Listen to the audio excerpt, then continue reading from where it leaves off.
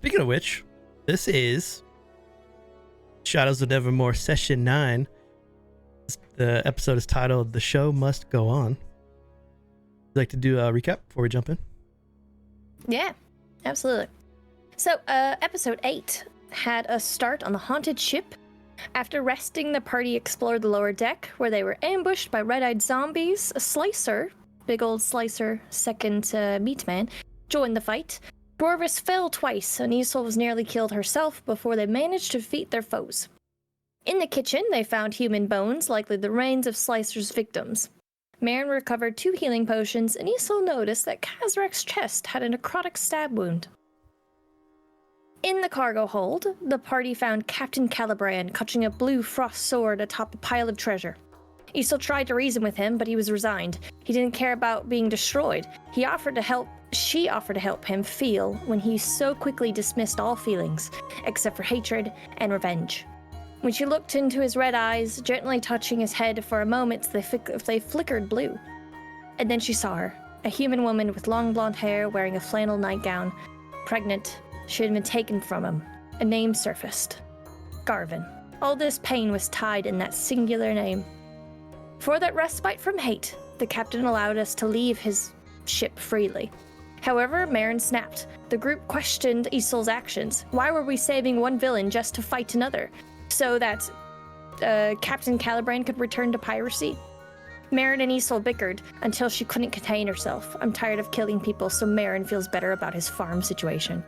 He stormed down the stairs, forcing combat to begin. The group defeated Clarabell and claimed his sword, gold, and magical items.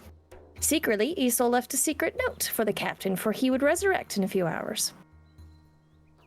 Back on deck, Clarabell freed Pale and the ghost ship drifted away, taking the fog with it. The crew awoke, groggy and confused. When Belvin dismissed the haunting on the ship, Isole, frustrated, tried to slap him. Srovis caught her wrist and warned her not to challenge his authority. Upset, she left. That night, a terrifying shriek awoke the party. A hidden door appeared in the lower decks, terrifying the crew. Behind it stood Madeline's ghost, silent but leaving behind the captain's logs pages. They revealed that House Garvin had betrayed Clarabell. They murdered Madeline, Charlotte, and Jacob, using Clarabell to dispose of bodies. Is that right? That was right? Yep. He was supposed to be delivering them to the island somewhere alive. I think one was dead. Is it not Captain Belvin's? Captain Belvin is the culprit, not Clarabell. Yeah, Yeah, Belvin's ship was used to dispose of the bodies. The group debated for their next steps. Isole and Clarabell argued, with Isole accusing her of hiding behind her humor. Overwhelmed, Isole fled to Srovis' room, crying in his bed. Meanwhile, Marin trashed his own quarters, and Clarabell spoke with Srovis about Clarabell's fate and the supernatural nature of his ship. Later, Isole found Srovis in his study. They spoke about the worldviews, and he accepts reality as it is while she sees what it could be. As he left, she gently grabbed his arm. I'm sorry. Later, she noticed he had been reading a childhood fairy tale book.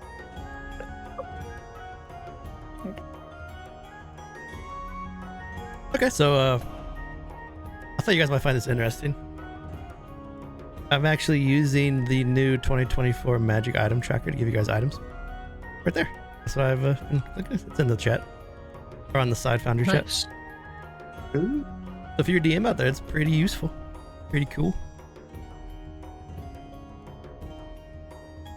I'm seeing blank dots there, Bruce. What the hell? You got 4 items coming before. 3 level. Some blank dots there. Got spread it out. Gotta start fighting people. You guys want people a... we meet. There you go. Yeah. I gotta go hunt down a merchant and take him out. Turn him into a loot goblin. Do you want to have a night to chat on the ship, or do you want me to jump you straight to arriving at Breylet? I believe we need to talk to the captain and tell him he sucks for like at least 10 minutes. Yeah.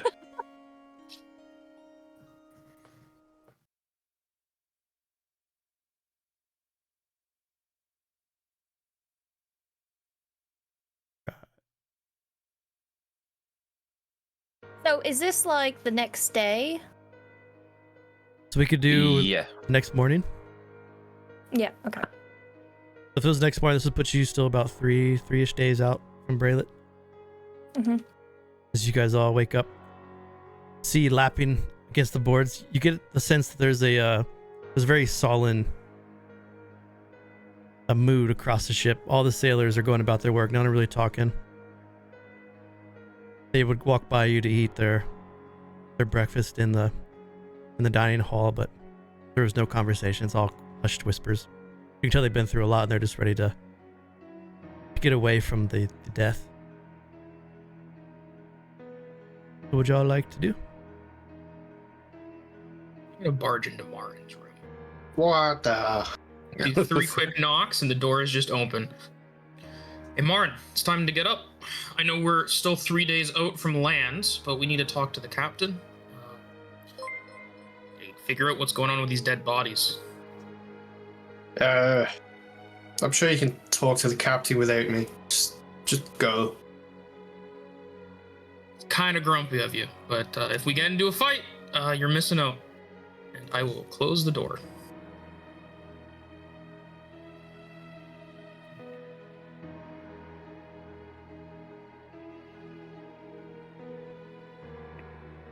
Is there any children in here? I think that one stopped coming when I hit it with holy water, so. Alright, that's good, I guess. Marin's being a grump, and he doesn't want to talk with us while we talk to the captain, so we're gonna ignore him and do that. Marin will like swing his door open. I suppose if there's a fight, come. I knew I could get you to come on the threat of a potential fight you'd miss. He would not be looking at Isole at all. I'm not looking at you. It's like awkward. The old man up yet? Or old dwarf? Yeah, I'm up. He's just the other side of the hall. Can't see him.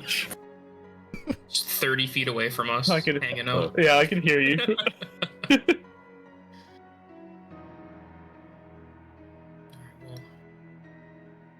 Let's go So are you speak to gonna the lead the way? captain.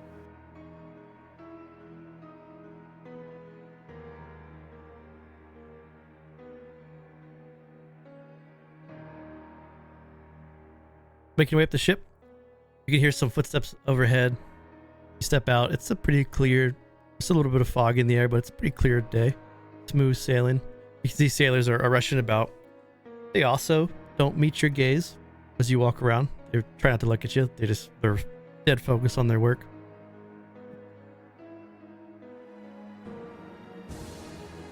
Whole crew's acting like we're the ones who killed the people.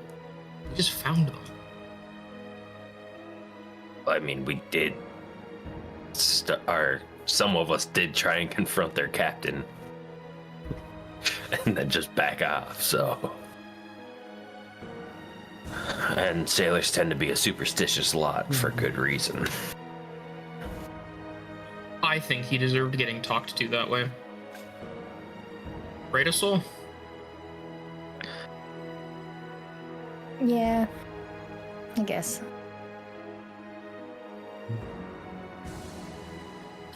So what are we talking about exactly then? Because I thought Isole wanted to do this the most, but I'm not sensing a lot of energy, and I'm not leading that conversation.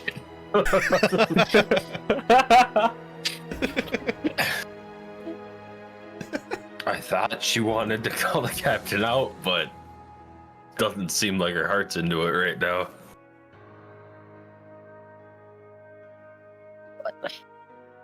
Does no one else want to talk to the captain about the people we found downstairs? Kind of. I feel like the ghosts gave a pretty good, summary of what happened. But getting some closure for them could be good. Should be able to see the journals too still. Torn journal pages. Mm-hmm.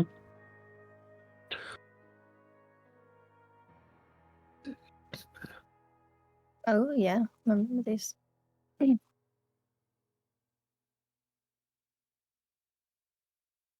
As the five of I'm you are not kind of opposed to gathering it. on the ship, all the sailors are just kind of taking quick glances at all of you. I'm not opposed to confronting him, but I thought Isole, with what happened yesterday, would want to lead that charge.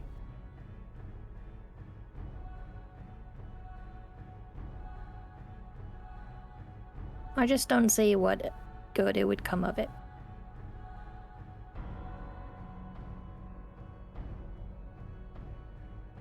What? We. What would be the point? I don't know. You wanted to do it. You changed, like, you slept and now you just don't want to talk to him? Yeah. Okay, you're gonna have to explain yourself. What happened? What's going on? Do you want me to take Marin downstairs? Would that be easier? The Nevermore Expanse isn't just. It isn't a fairy tale. It isn't. There aren't happy endings here. People die all the time. We died. So what that this captain hurt people? So did Calibran. So does the Nevermore Expanse.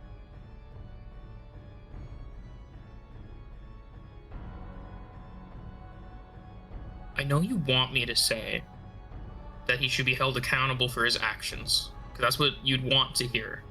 But I didn't even really want to talk to him in the first place. So I feel like I've somehow become... We've switched roles, and I don't like this.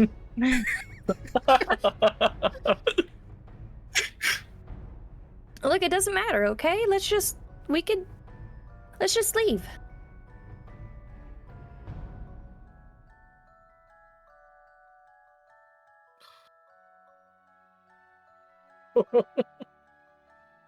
Sorry, we're going back to the rooms.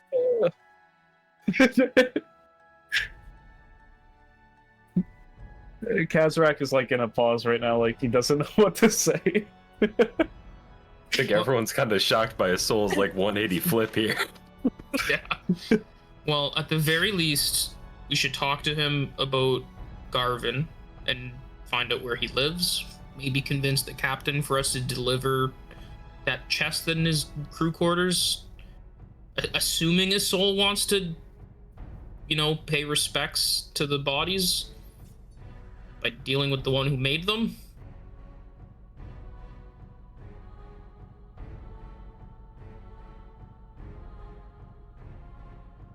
Yep.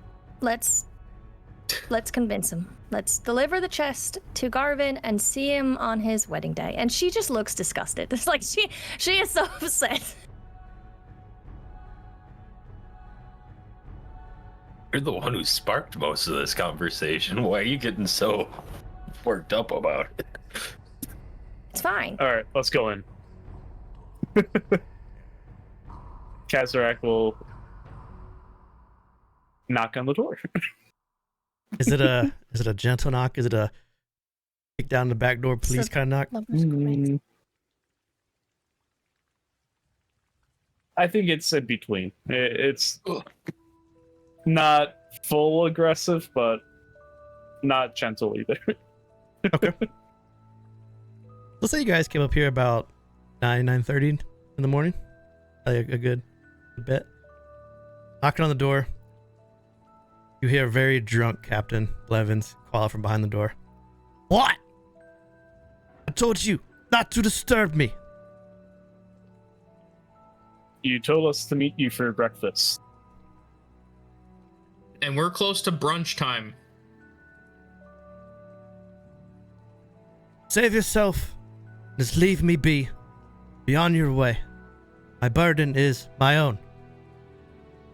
For fuck's sake. I mean, we're stuck here for 3 more days.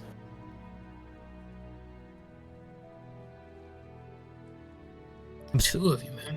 I'm assuming you won't be Captain won't be here. You say that because you're in the back. Unless you want to shout it out. Just say that to the crowd.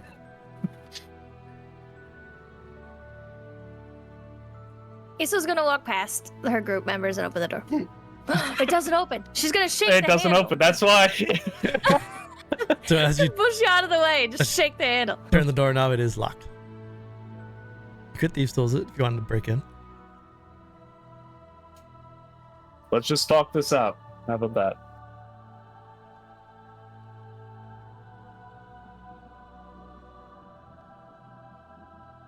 I mean, yeah, we can have Do I hear him? breakfast through the door, I guess. That. Okay. Do I hear him You guys coming open over the or door. no? Make a perception.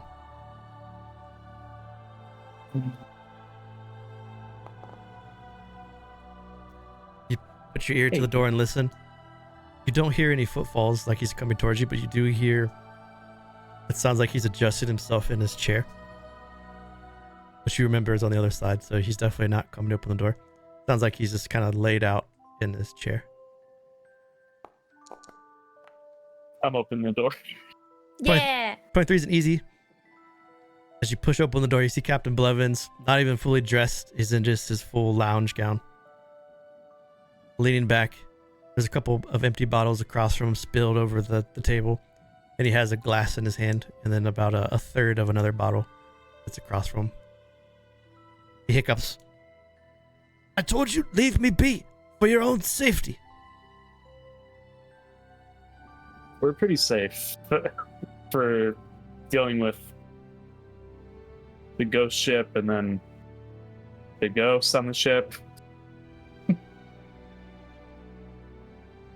think he's meaning on getting involved with the people that wanted those ghosts to be here. We're already involved, so might as well just talk now. Well, Doc, in a few days, my first mate will make sure we all arrive safely. Deliver this package of gowns, House Garvin, and then I will wipe my hands clean. I don't think a sailor would want to sail on my ship anyways after this. Tell me, Captain, what is the best way to get blood off your hands? I have tried so many different things, but water isn't very helpful. Is it the seawater that does it better? Is the bottle. And he takes a swig. I'm going to go up to him and take it from him. Easy to do. He kind of reaches out for it, but he's so drunk he kind of falls over. He slips, he falls out of his chair onto the ground, and slowly gets himself up. You're a coward.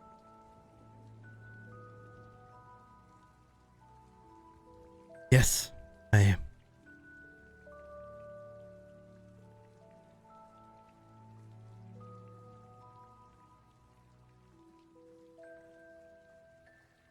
You allowed those people, those dead bodies on your ship to be disposed of like they didn't matter. But they had names. They had families, they had people that loved them.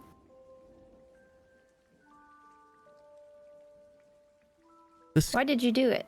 could be true. They were dead. I was just carrying the body. I didn't kill them. I was just told to take it to where I was supposed to take it. Cursed Island. Why didn't you care about them? About anything? I was not the captain that you see with the ship that you see before taking the money from Ezekiel Garvin.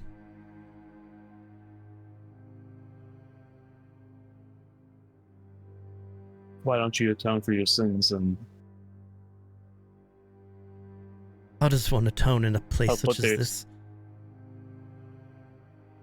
help put their souls to rest?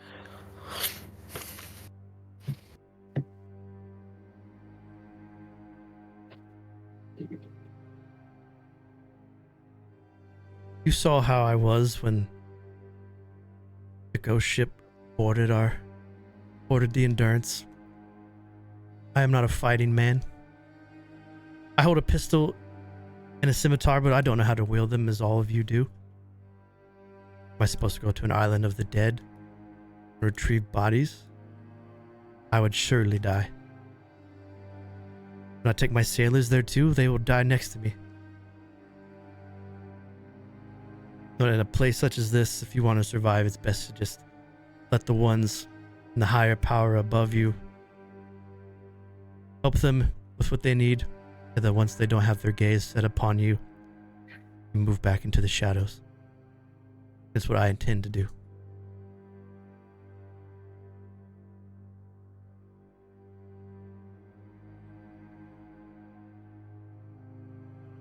You have a responsibility to set things right with those dead bodies. Otherwise, your ship could be haunted forever. And that ghost ship, it's definitely going to come back up for you. I don't know if I want to be a captain anymore. I might not have need for such a ship. Isn't it easy to decide that when you're the one living? Well, those dead bodies downstairs, well, I should say the dead ghosts, they don't get a choice anymore. Maybe they shouldn't have gotten involved with Ezekiel.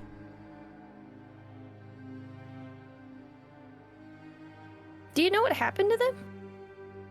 No, and I do not want to know.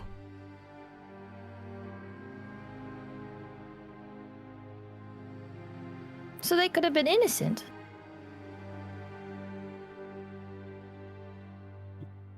Do not know. It is not for me to know. That is how I stay alive.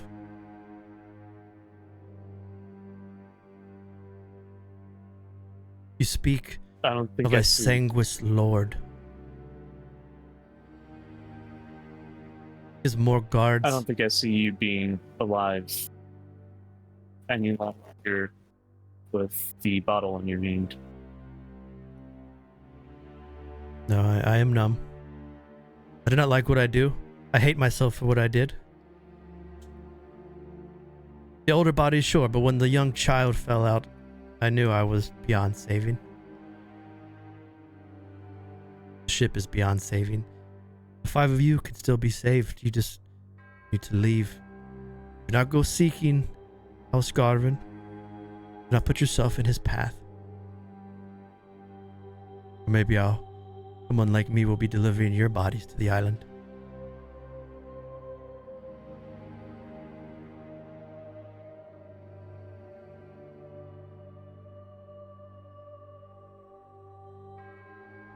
He reaches for another bottle, kind of slips a bit, gets some of it in his mouth, takes a heavy swig, coughs a bit, spits onto the floor. Don't you see I'm doing you a The favor?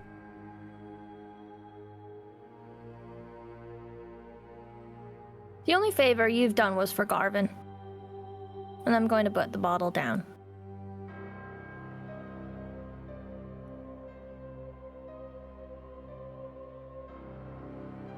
Captain slumps in his chair, puts his head down to his chin.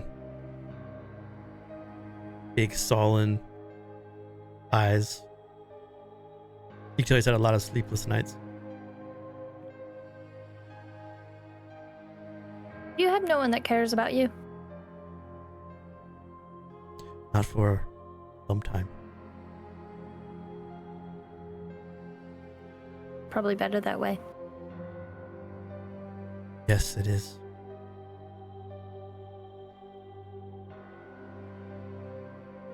The item that you were going to deliver to House Garvin will do it.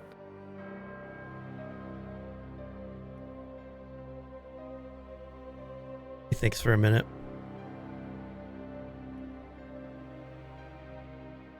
I can't let you do that.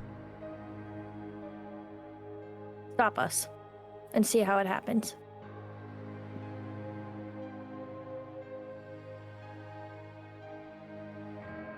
You said yourself you're not a fighter. And neither are your sailors. Then you place us all in danger. You did that the moment you started dropping bodies off this ship. Don't blame us. It is not me who delivers the packages. Ezekiel will think others know about the island and what he's done. What do you think he will do when 5 strangers show up to his estate? You put yourselves in crosshairs. This boat, has, what is it, a dinghy? A little lifeboat, doesn't it? It does. Drop us off a few miles from shore when we get to Breylet. We'll take the package, and we'll say that we barely survived after taking care of the ghost ship, but you were killed. Find yourself a new ship. Otherwise, he probably won't be too happy to see you on the seas.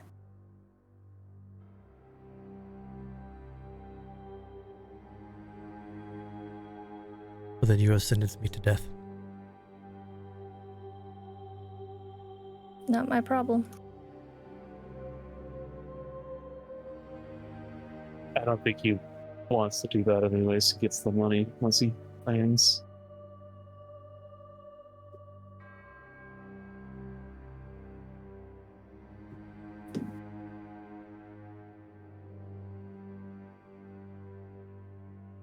I'm going to turn to Clarabell.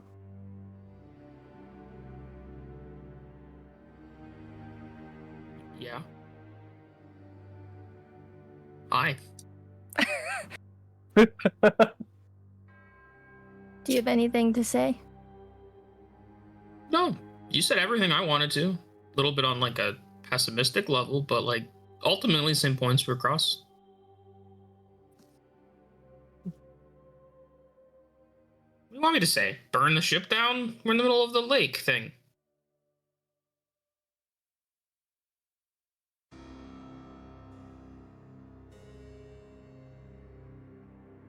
Now you're all just standing in front of him. He's still sitting in the chair, his head still down.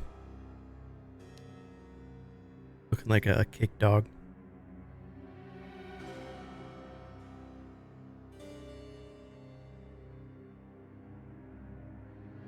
I don't think there's a way to solve this amicably unless we get involved.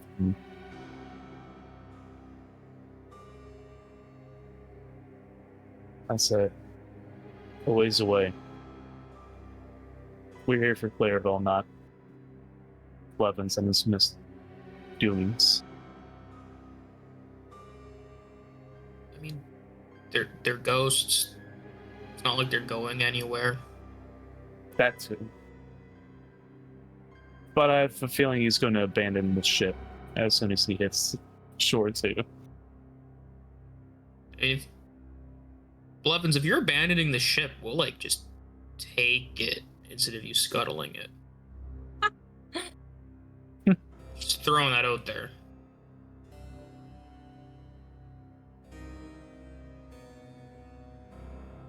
He raises his head.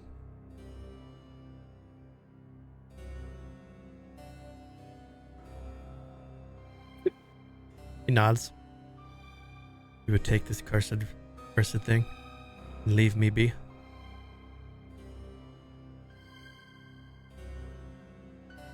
Clarabell's gonna look around at the group. She wasn't expecting that to actually happen. She's at a complete loss of words. Sure, as long as you pay the docking fee. He is paid. The sailors are not. And these sailors will abandon their post once they reach Breylet. You have a ship. You'll just need a crew. You will never speak of what happened about Garvin. Because if he knows, he will come for you to keep your silence.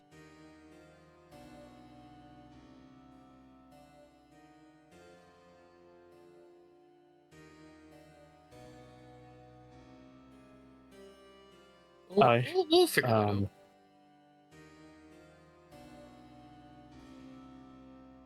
Maybe once we figure out this problem later, you can find peace and not at the bottom of the bottle. That's we'll start to head out. We all have a hole. All 5 of you have a hole. I fill mine with liquor. You all fill yours with something else.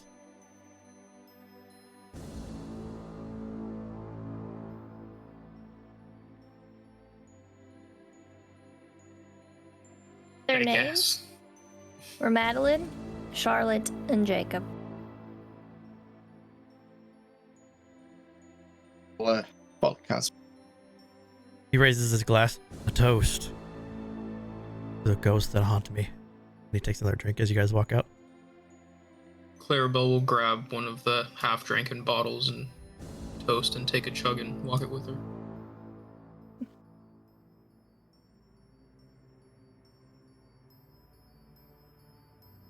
Walking past Anyone the else think sailors. that's crazy? We got a boat now, guys. I don't know how to sail. That's what the crew's for when we get one of those.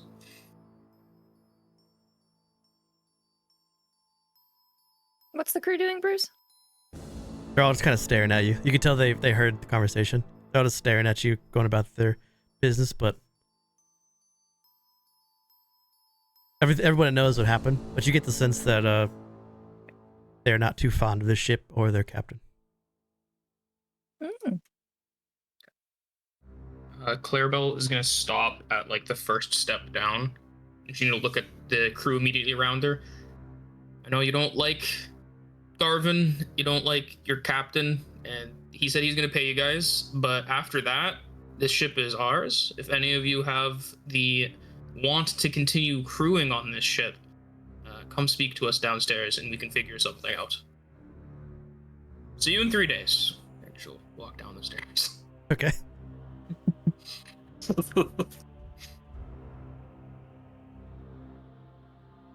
my initial thought when you guys were talking about that for the ship was to make the ship your bastion. Thought that might be something to do for it. Ooh, that'd be pretty cool. Yeah. Oh, that's an idea. We'll talk about it later. We'll Because that have comes some very with large balloons to the top of it. Fly around. turn to an airship. Like that. Yeah. Yeah, I like that. I didn't want to be stuck on sea. Out of curiosity, what does a ship this size cost? To the DM. Is there anything else you guys want to talk about as a group? While you're down here. As a player, I'm just thinking, if we're not ready just yet, we could also just sell the boat. How much? How much? Wait. I much do you gave up think the is a ship? horse. Is it I'm not giving up the boat. Is it a sailing ship, a longship, a warship, or it's not an airship? Cargo. Found it. Oh yeah, I see what Would you're it be a looking at. longship? It's a longship. It's 10,000 gold. It's the sailing ship supposed to be. Look at the PHB 24. Anything. 10,000 gold. Yep. Holds 20 passengers. Yeah. I feel like we should sell it. We could also just like dock it at Breylet for an extended period of time. And just But we get can't. it. What if it like gets ram checked and stolen and things like that? We would That's have to what part of pay. the pay would be. Well, we'd have to pay the docking fees too, and we don't know how much that is. None of us are Yep. sailors to say either. And we can't afford crew. Yeah, he did say it was paid currently, but we don't know how long for. And we'll find that out. And if it's too expensive to get a crew or to dock it, and we can't find anyone to buy it, we can just abandon it in the city. It's not like it's like we have a paper that says it's ours. We sell it, and then I think just we could sell it, even on a steep price. There might be someone. Bag fees are 40 gold a day. Looking at the number stuff. We are not even level 5. I doesn't matter. lived in the city for 1 day. You're welcome. So on the day before you get to Breylet, this would have been about 24 hours till you get there. One sailor would come down to speak to you all. It is I forgot his name. What's his name? It's the first mate. Oh, first mate. Where are you at, first mate? I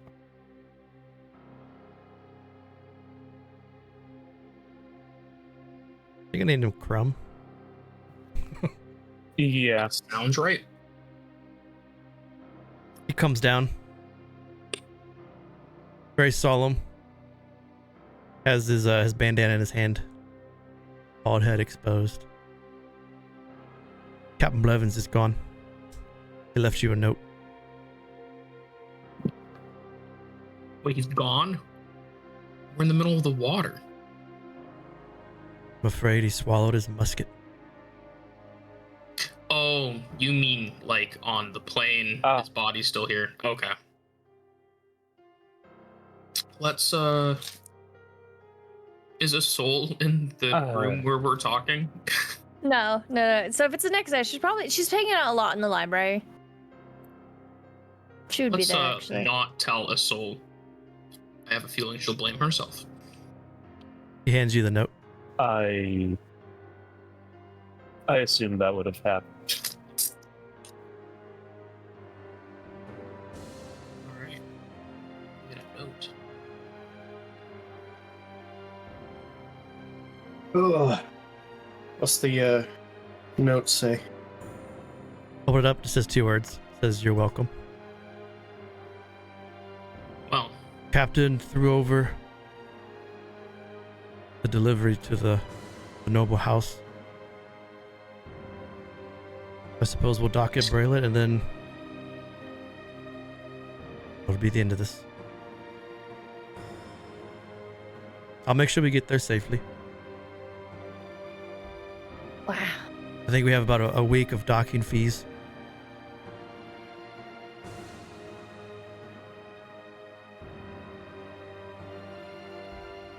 Are you able to pay it?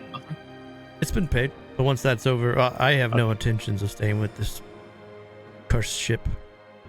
Once the fees are done, House Darvu will claim the ship. And did the captain pay you as well? Yes, we've all been paid for the journey. Okay. Captain Blevins thinks he has done you all a favor. He spoke very quickly about shielding the Endurance's saviors from that which they do not understand.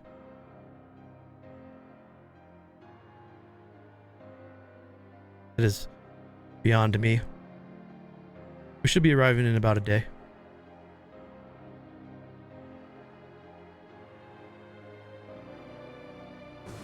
all right.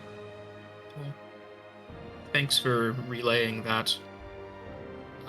If anyone on the crew has some free time, if they could clean up the mess, that would be great. Figure you've already been paid for at least one more day of travels. That shouldn't be too hard. We'll give him a sailor's goodbye. Yeah, that sounds good. I don't know what that is, but I'm sure he'd want that.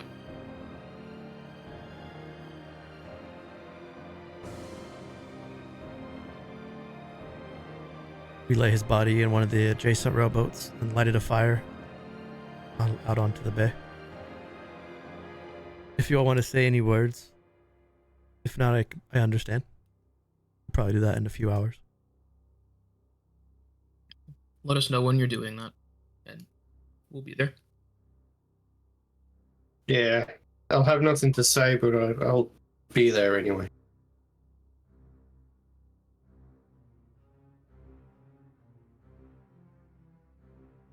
He slowly makes his way back upstairs. We should probably check out the captain's quarters once they're cleaned up. Well, yeah, that's why I wanted them to clean it up. I figured, I don't know if we're keeping the ship or not, but at least the one last night we're on it, I can sleep in a bigger bed. Unless Oops. that's where he shot himself, in which case I'll pass. Yeah. That your mind goes to the bed. I mean, he said it's our ship. Someone should sleep in that bed. That's all I'm saying. And out It's of gonna all be of first us, mate. I think no. We should offer it to He's not sleeping in Isole. that bed with me. I'm sure Isole would appreciate the bed the most. You're just saying that because you want to get friendly with her again after your fight. No. I'm reading right through you, man.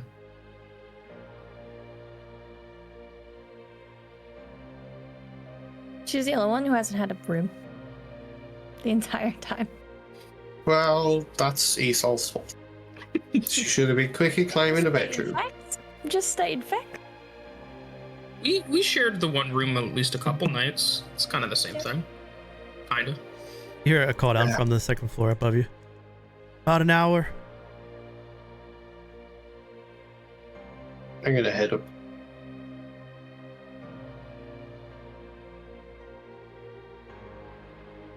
Sometime like during that 2-day period between now and when we talk to the captain, would I be able to like go find if one of the sailors know how to do tattoos? Ooh. Yeah, you probably they wouldn't be like really good at it, but they could give you some ink if you wanted some marking. Yeah. Well, he would just be getting like basic lines done for like seals on his arms. Yeah, you could find a sailor or two to help you out. Yeah. So he would be dealing with that over the rest of the trip, just getting them made.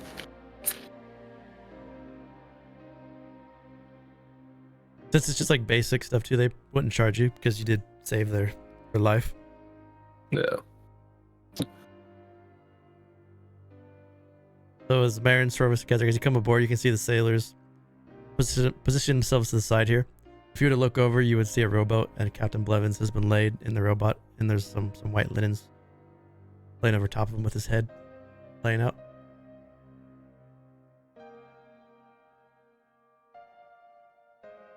Hey, Isole. Yeah. You doing okay? Yeah. Just reading. I don't know if you heard earlier, but Captain took your words to heart. Probably a bit too much. They're sending him off on a rowboat. They're gonna set it on fire. Don't know if you wanna be there for that. No. But thank you. Clarabell will walk over and sit on like the arm of your chair, and she'll pull out the half-drinking bottle from 2 days ago. That's okay. I didn't really want to see it either. It's kind of gruesome. She'll gesture the bottle to you. I think you're lying. But I am. should take the bottle. It's fine. You can go watch a guy burn. No, I will always get to see a guy burn later. My friend needs someone to be in the room. I don't even have to talk. You can tell me to shut up. I mean, I got plenty of music going on in my head. It's like I'm not even alone. Do you want to share it? The drink or the music? Sure. Okay. She'll put her hand on your leg, and she'll cast inspiration, so that you can hear music for 10 minutes. And it's a slow, sombering violin play, as if it's coming down from an epic. I suppose it's not that bad. No, it's pretty good right now. She'll take a drink and make a weird face. She's like, this is not very good. Yeah, I think the crew made this themselves, because it's gross. No. Well, take another drink. Force it down. I have the music now. Like this. Huh. I don't know if you can hear that. Yep. Yep. That's Isole's music. That's a line. Line wolf? Play the next one in there. Got him. One more time. Okay.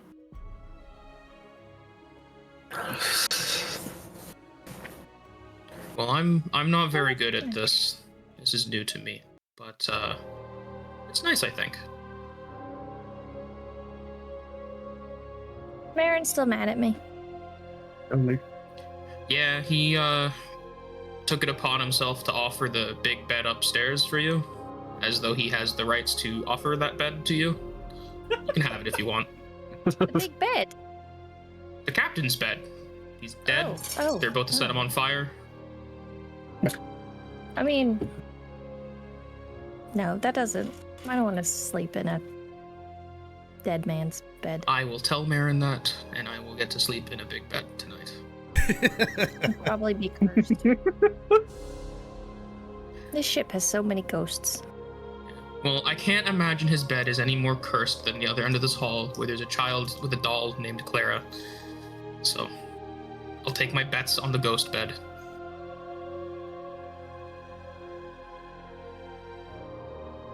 Hey, Clara, are you looking forward to seeing anyone in Breylet? Or is anyone waiting for you? I'm not sure. I assuming the circus is still there, there'll be people waiting for me, but to be honest, after waking up in that wagon, the last thing I remember is... I don't even remember what I remember last. So who knows what's going on at that circus. For all I know, you they really killed didn't me. die. I don't know. I don't remember.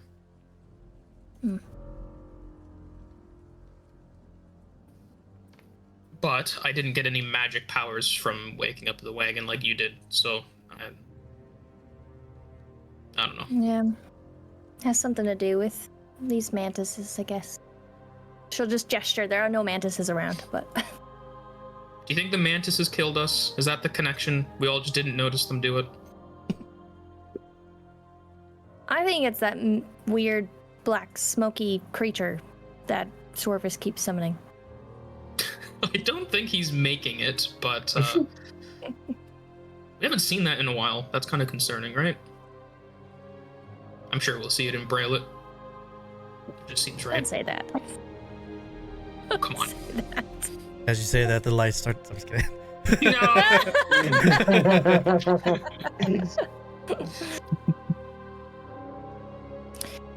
So we're a group headed to Breylet, where we could encounter some nefarious circus members who maybe killed you. I wouldn't say or didn't. nefarious. They're not nefarious. They're nice, just don't get on their bad side. That's probably true for most people. Yeah. Oh, also, that chest with all the clothes in it for Garvin, the captain threw it overboard last night, so that we don't have that anymore. Oh. Kind of concerns me with the whole owning of a boat that was supposed to deliver said goods. Oh. Yep. I wonder what we'll find when we head to Breylet. And I hope that House Garvin doesn't follow us. We'll take it one step at a time.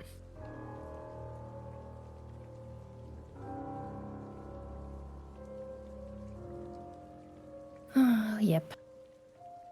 Just take another swig. A small one. Okay. Clarabell will follow. As the two of you were talking up top, Kazrak, Marin, Srovis, all the sailors have arranged themselves looking out over the side of the ship where Captain Blevins is. They catch fire to it and they slowly push it out to sea, and they all kind of just stand there and watch the flames start to catch. Scrum, first mate, would anyone like to say a few words? Everyone's quiet. No one speaks up. All three of you, because you have passive high enough. The sailors don't see this, they're all watching on the side, but as you, all three of you would see Captain Blevins as a ghost, Jacob in his ghostly form, Madeline and Charlotte are all standing there on the deck kind of watching this funeral procession take place.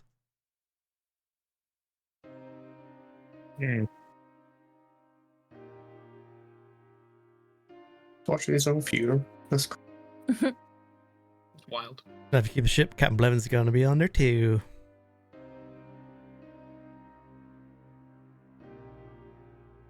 As the sailors start to move around, the four spirits fade out.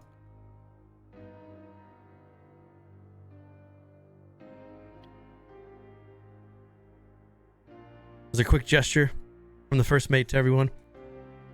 All right, lads, let's make sure we dock this, and then We'll be on our way. I'll be in the footings if anyone wants to get a drink after. And they'll start to spread apart back to their jobs. Well, that was depressing. Yeah. I'm going down. Marin's gonna Back head towards the captain.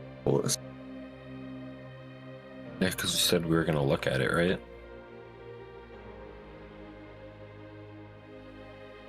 You better not sit in my bed. Walking in the quarters, the chair's still there. There's a bunch of empty bottles.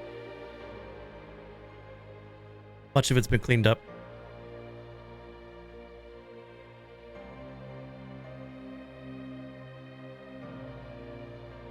Is there anything in particular you're looking for? Or you just kind of want to go in there and take a break?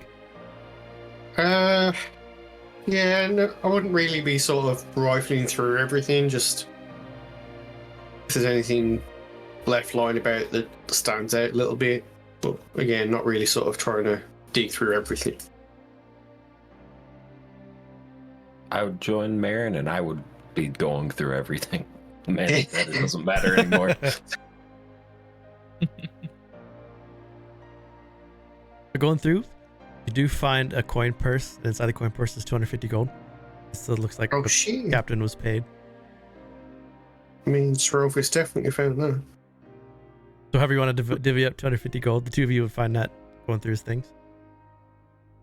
His ledger is gone. The chest that had all the fine fabrics and all the silk woven in with the golden stones has also been gone. That's what he threw overboard.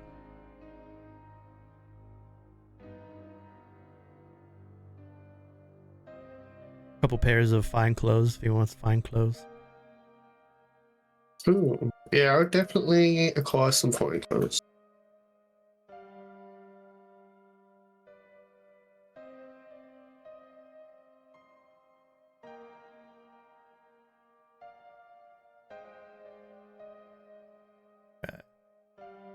Dropped a mini No. inventory. But from no clothes to fine clothes. Right. Going up in the world. For the most part, everything else is in place. His bed is made. You can tell he hasn't slept in it for a while.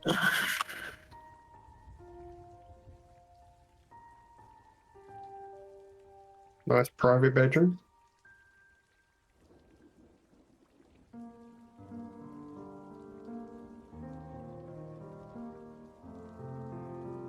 It's a closet. Oh shit! Are you divvying out 50 gold each? Or are you guys pocketing 125 each? That's up to Srovis. He's got the pouch, so. Discuss it after, I guess.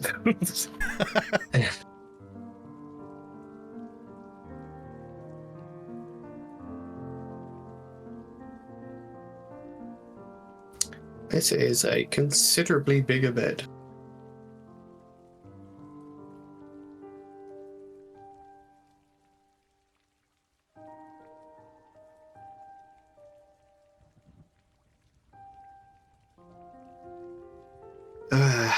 Doesn't look like he's been sleeping for a while.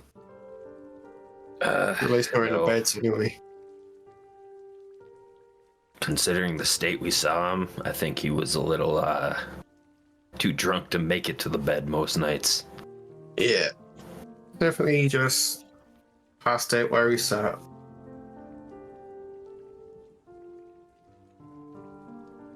So, what are your thoughts on the captain? It seems like the other two seemed like he was quite irredeemable for just moving bodies. He definitely had a part to play, but I guess his hands were tied somewhat, maybe. Think he could have made up for it if he weren't so weak? Or wasn't so weak? Yeah. He seemed to be doing quite well, so maybe he could have hired some help to sort that, go back to the island, or I think he was just too scared to anyway. Likely. I found this gold. What should we do with it? Split it between the two of us, or should we give some to the others? We could give some to them. It just doesn't have to be an equal share. I mean, that's fair, yeah. Okay. I chose not to look.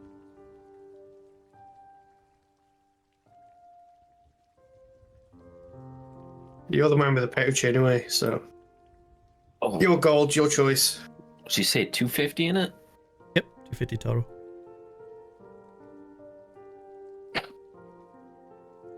It's gonna hand me 2 gold now. Right.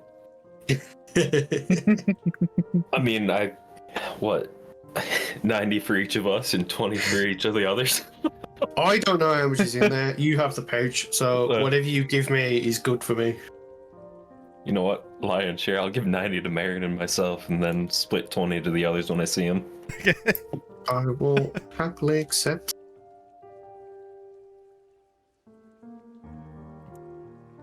In my mind, that's equal share for the group, so.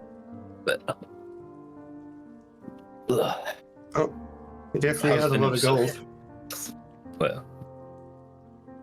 Well, I mean, it was a trading vessel, so Yeah, it makes sense.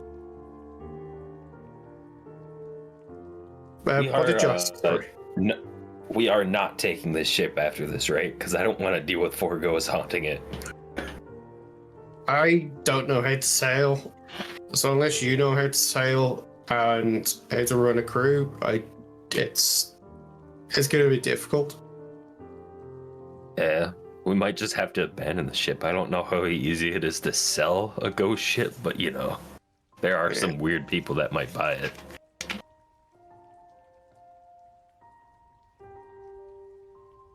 Yeah, I don't know if he'll sell it. Like, how do we even sell it? How do we prove it's ours to sell? For all they know, we could have just snuck on, killed the captain, and came back. Actually, I don't even think we have claim to it. They said it was going to be claimed by a house after the docking fees are gone.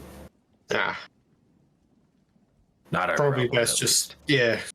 just get back and leave it for somebody else to deal with. I think we have other problems in there.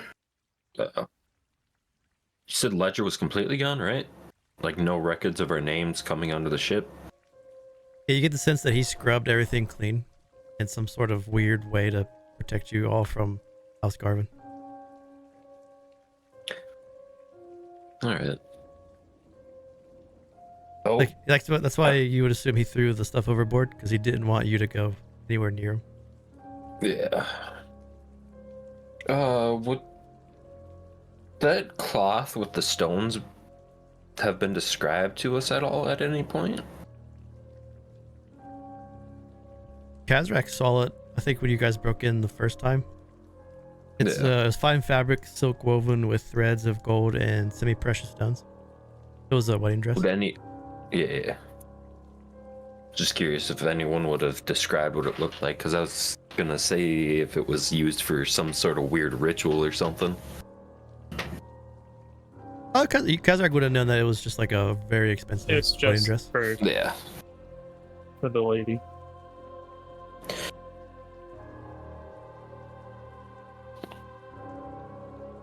I assume his pistol went with him. Yeah, he didn't leave any of his weapons.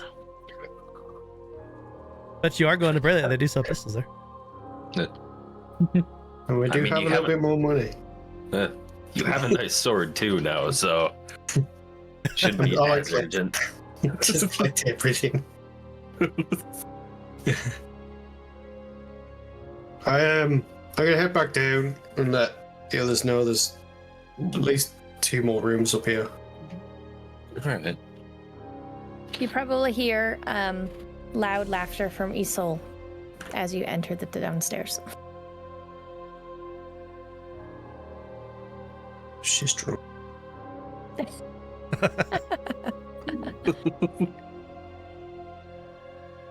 She's a lightweight. I have no idea how much she drank. There was only half a bottle.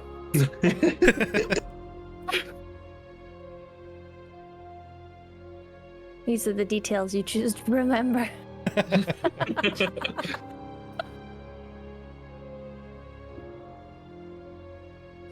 All right.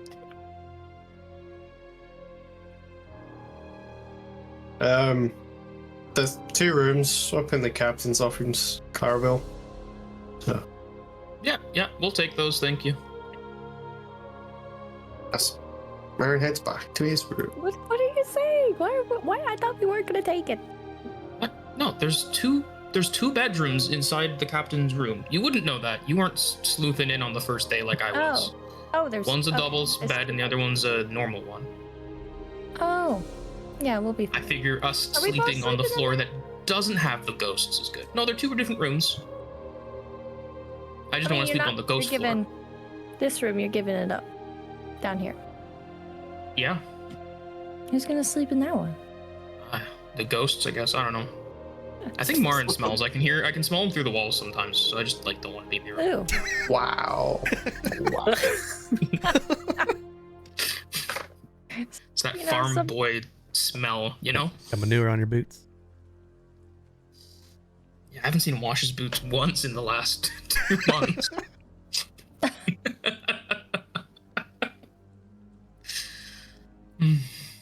Did everyone else take your 20? I will add my 20. I did. Got my 20. Get it now. I was waiting. I'll just slip it under your door.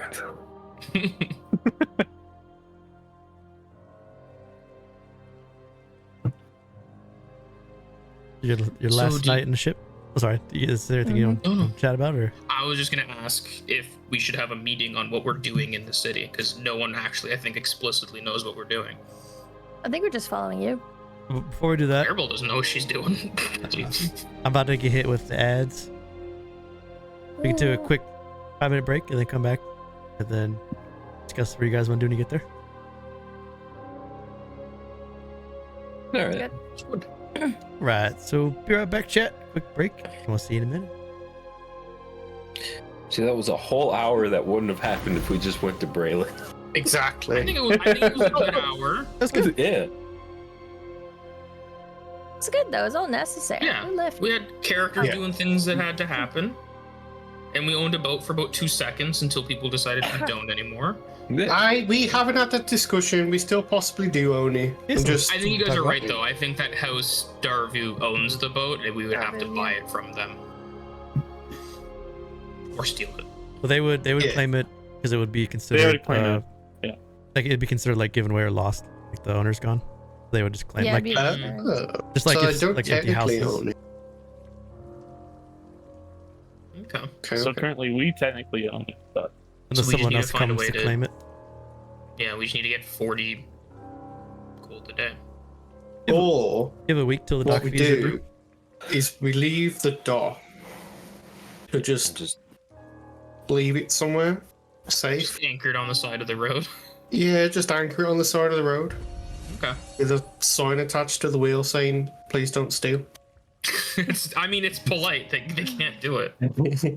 yeah, back to Pretty please, Hey, what's up, don't Gold? steal Thanks our for the boat. sub. How's it going? Well, at the very least, we could use the boat to get back to Morzai when we decide to deal with Marin's trauma. Yeah. Well, he And has we to just get leave one it- level in Barbarian first. This is true. Okay. I'm gonna Oh. get it.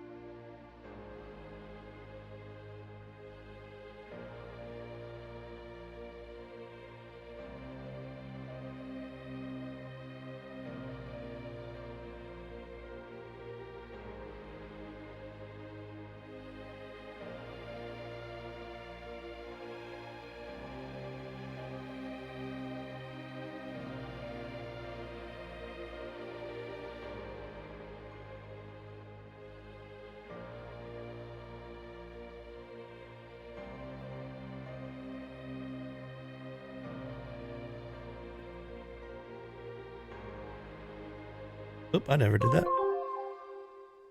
How dare you. Whoopee.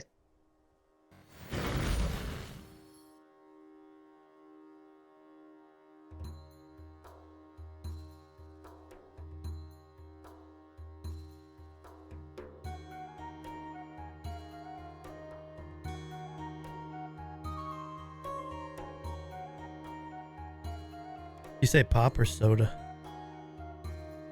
Soda. Pop. You don't say pop. I never say either. I just call it what it is. If it's Coke, it's Coke. If it's 7-Up, it's 7-Up or whatever else. I also do that, but if I was being generic, Oh. I think pop would be what I would say, yeah. Yeah. If you come to the UK and you're like, hey, can I have a soda? They'll be like, water? Soda water? Mm-hmm. Yeah, you were saying I that last hate it. time. That makes sense. Oh, was I? God, now I'm running out of things to say. Mm-mm-mm. There's best Oh, pop right yeah, there. you're getting stale. Best. No. That was like one of your, driving on the wrong side of the road is weird, and they keep wanting to give me soda water, basically, is how the conversation I love soda water. I drink only soda water, but like if I actually want a soda, I'm like, hey, can I have a soda? And then like in America, they'd be like, sure, what do you want? You want a Coke or something? But they'd be like, here, they'd be like, you want a water? And I'm like, no. And here we always go, yeah, I'd like a Pepsi, and they're like, is Coke okay? And then next time Yeah, you go to a place, yeah. you're like, can I have a Coke? And they'll be like, hey, is Pepsi okay? You're down in like It's Pepsi. Alabama. Everything's a Coke. Mm. You're like, let me get a Coke. And they're like, all right, what kind do you want? You want Sprite or Coke? Oh my god, that's not even Coke. Yes. What? No. Sprite is not Coke. But Oh, because Coke Yeah. is soda. They say instead of pop or Oh, soda, they say Coke for everything. And then once you say you want a Yeah. Coke, you pick like the Sprite, whatever, Pepsi. So you might get That's a like burger. the Kleenex conundrum. Yeah. Because I only see Coke as Coca-Cola. I don't even see Pepsi as No, Coke. yeah. Coke. Coke's Coke. I mean, I'm still running into issues where, like, the rare times I go into restaurants, they don't ever have Coke and Pepsi. They just have Coke or Pepsi Mhm. Yeah. for products. And you always guess the wrong one. Yeah, pretty much everywhere is like that here. You get one or the other. Yeah. I'm sure it's license or license shit, but All right, Yeah. I am back. god damn it, they need to stop it. Give me more choices.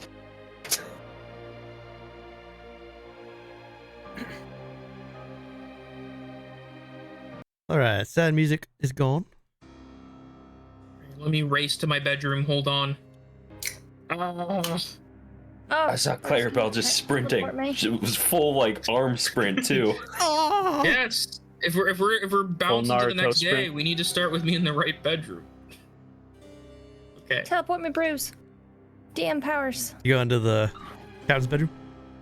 Yes, please. Clarabell makes sure she has the captain's bed, or Isole gets the captain's bed. Ah! Ah! Behold, bitches. No, I got the double decker. I got the comfort. We all wake up. I guess unless you sold one. Some of you wake up in much more comfortable beds than others. But y'all wake up. Hell yeah. You should be at Breylet in about 6 to 7 hours. You'll probably arrive right after lunch. What would y'all like to do as you embark onto Breylet?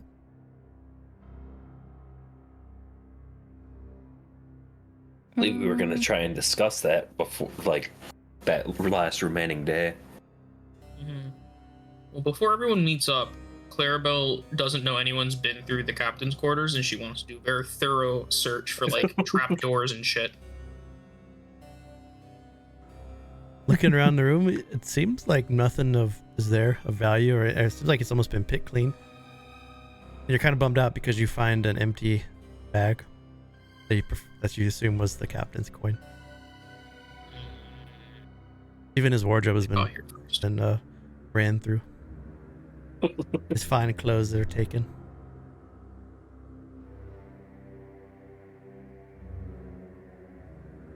Well, let's wait here around the only table that's worth sitting at on the ship and see how long it takes for everyone else to show up, and then we can discuss our plans. Okay.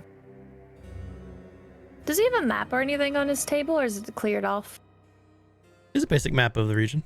You want to see the region? Okay. You guys would be. Did we travel through the river? You went. Nice. Okay.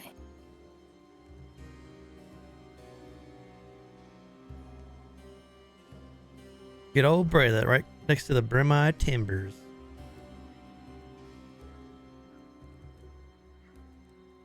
Yeah, can't wait to get lost in there. Die horribly somewhere. Yeah, Clarabell is going to be sitting in the captain's chair, feet up on the wooden table, waiting for others to arrive.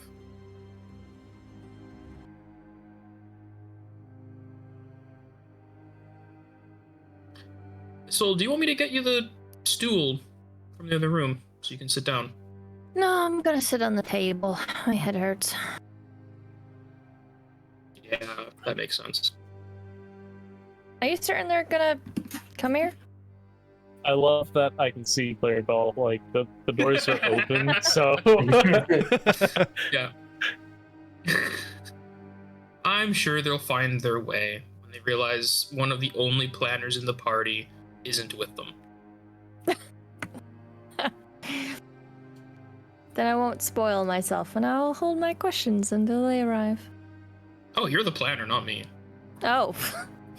I thought it was you! Hello. As you're talking, you hear the cracky bones of your dwarven old man walking down the hall. Only morning, wouldn't have Kazrak. gotten those extra 10 years. Marin would Good be morning. wearing his flying clothes this morning. He was trying to wash himself as best as.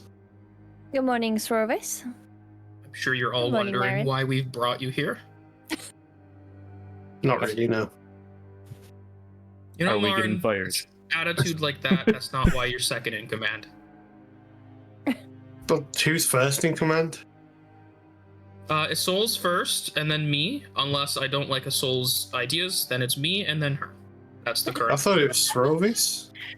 Until I give her a mantis. I don't think I I've thought ever Srovis was taken, in command. I don't think I've Srovis ever taken a is- position in command. Yep.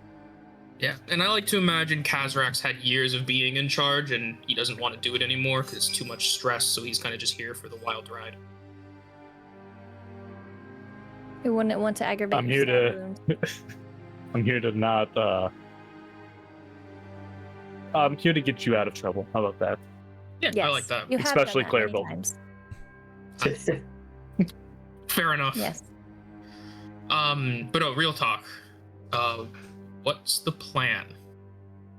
Because I know we're almost at Breylet. We'll be there soon. And there's a circus. That sounds important to go to. I'll bring up the big map for you. And then I believe Garvin is inaccessible because someone decided to throw his stuff out. You'll be coming to the docks here. You should be able to hover over stuff, and it should give you a description of some things. This place is huge. Oh my god. Yes, yes it is. You would know Clarabell based on just like how circus stuff usually works. Is usually set up shop outside the city gates. You would assume that Mhm. you're somewhere by either Dazen Gate or Timberway Gate, which is up by the Last Rites Railroad. Somewhere outside the city walls. Okay.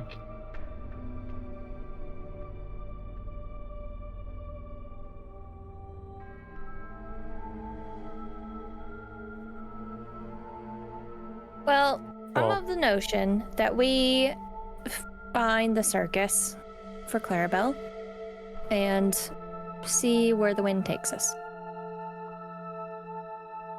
I agree. Hear that new music? Spooky music. Yeah. A step away from being in a slasher film.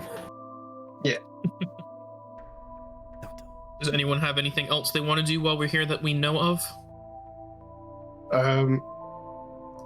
What are we doing with the ship? It's a great question. Say we I thought we leave were it. just leaving it. Yes, we don't know how to sail. We don't have the funds to afford to keep the ship. So we just leaving it, or And I really don't want to deal with the 4 ghosts that are still on it.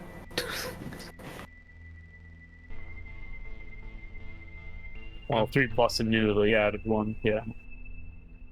Isole, did you? Huh? What? Added an extra ghost. I didn't add an extra ghost. The captain's a ghost now.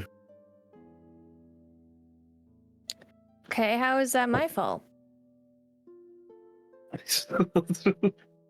Well, you spoke to him and then he said goodbye after.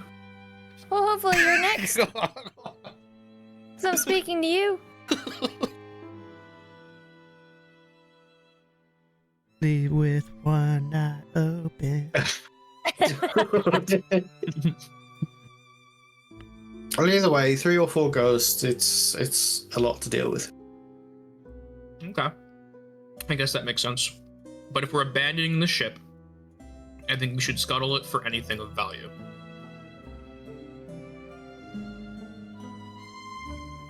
If there's anything of value, like books. Maybe grab a bunch of decent books from the library so we have books when we need them. I have nothing to carry a bunch of books on me with. All right, we'll leave it untouched then. I'm just trying to think of ways to be efficient before we leave such a big investment behind. I mean, if you can try and sell it, great, but I don't know how we're going to sell a boat. I don't even know how much the boat's by worth. talking to people who don't die. Well, you don't talk to them then. They don't die, it's fine. Clarabell sells the boat. I don't know the first thing about selling things to people. Well, you're the second in command, so therefore you do. I'm the first! You are being petulant. Now you're sounding like an elf.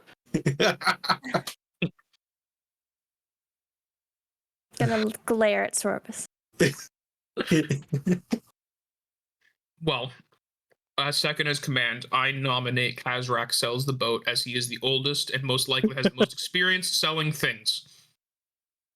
What? I imagine Kazrak was probably born before gold even existed and they exclusively bartered. He was probably born knows what he's 120 years ago!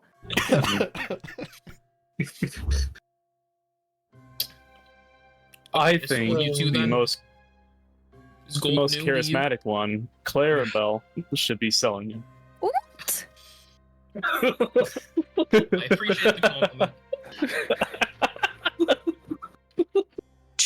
Clarabell is definitely the most likable of the group, so I agree with that. It's makeup, no offense.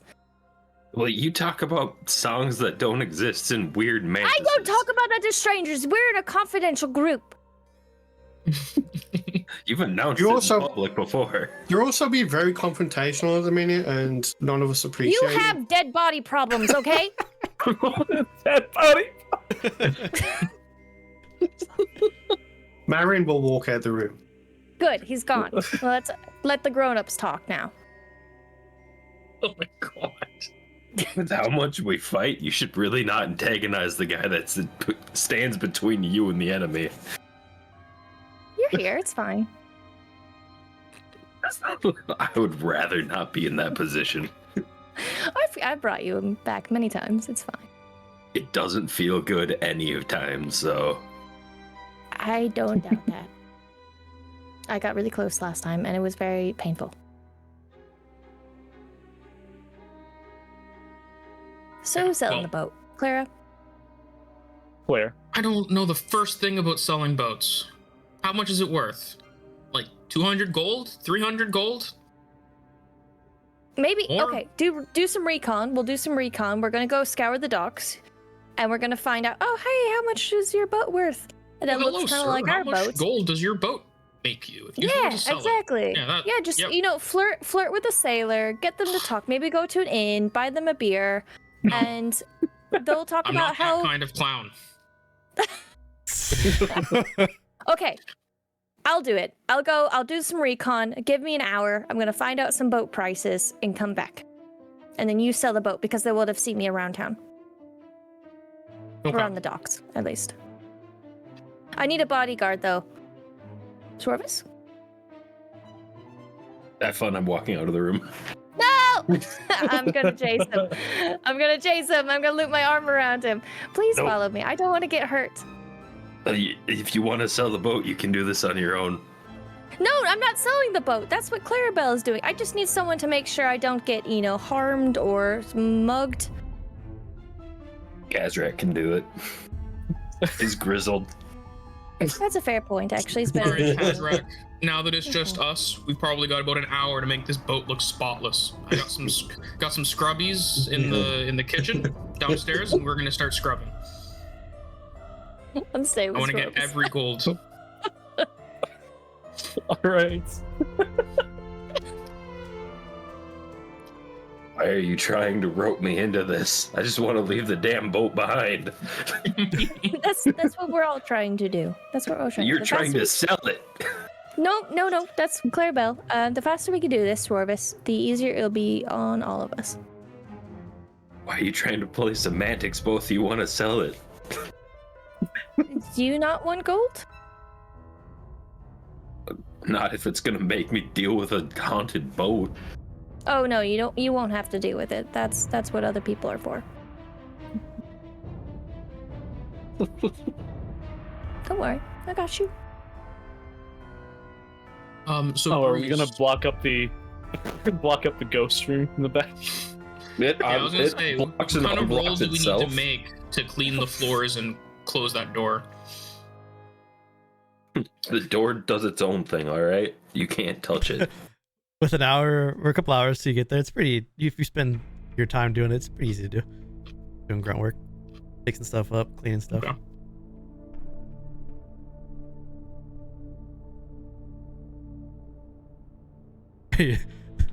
You got your plan?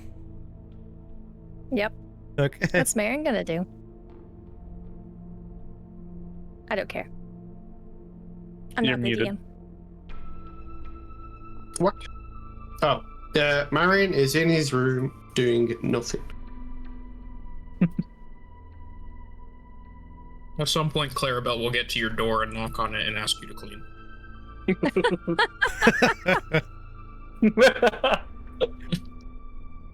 Is it something Isole asked me to do? No? Are you sure? Yeah. Fine, I'll help.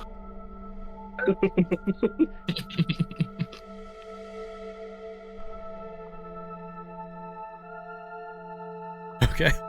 So you all clean the ship up, getting it nice and tidy as you come out of the Bay of Sorrows. And you see Breylet. Ooh. Oh, that's Damn. cool. Wow. It is cool. All of you are standing on the deck of the ship. You see Breylet standing as a gothic jewel. The towering spires, shadowed streets cloaked in mist that roll in from the bay. The city rises in tiers from the waterfront, where the footings district sprawls in a chaotic mess of wooden shacks and crumbling docks, rising up to the opulent heights of the Bloodlord's Grace district, where castles of black stone and blood-red banners overlook the restless expanse.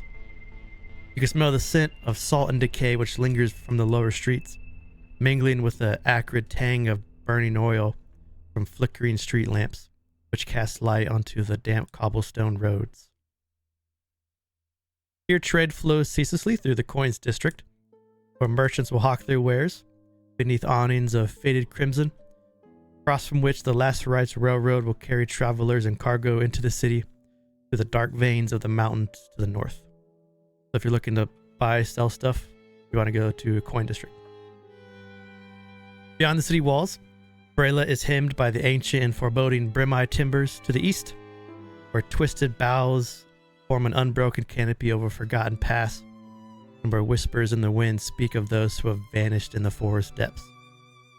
To the north of you is a mountain range which rises like jagged sentinels, with black peaks crowned in snow, hiding the labyrinth tunnels of the railway and the secrets beneath this cold embrace.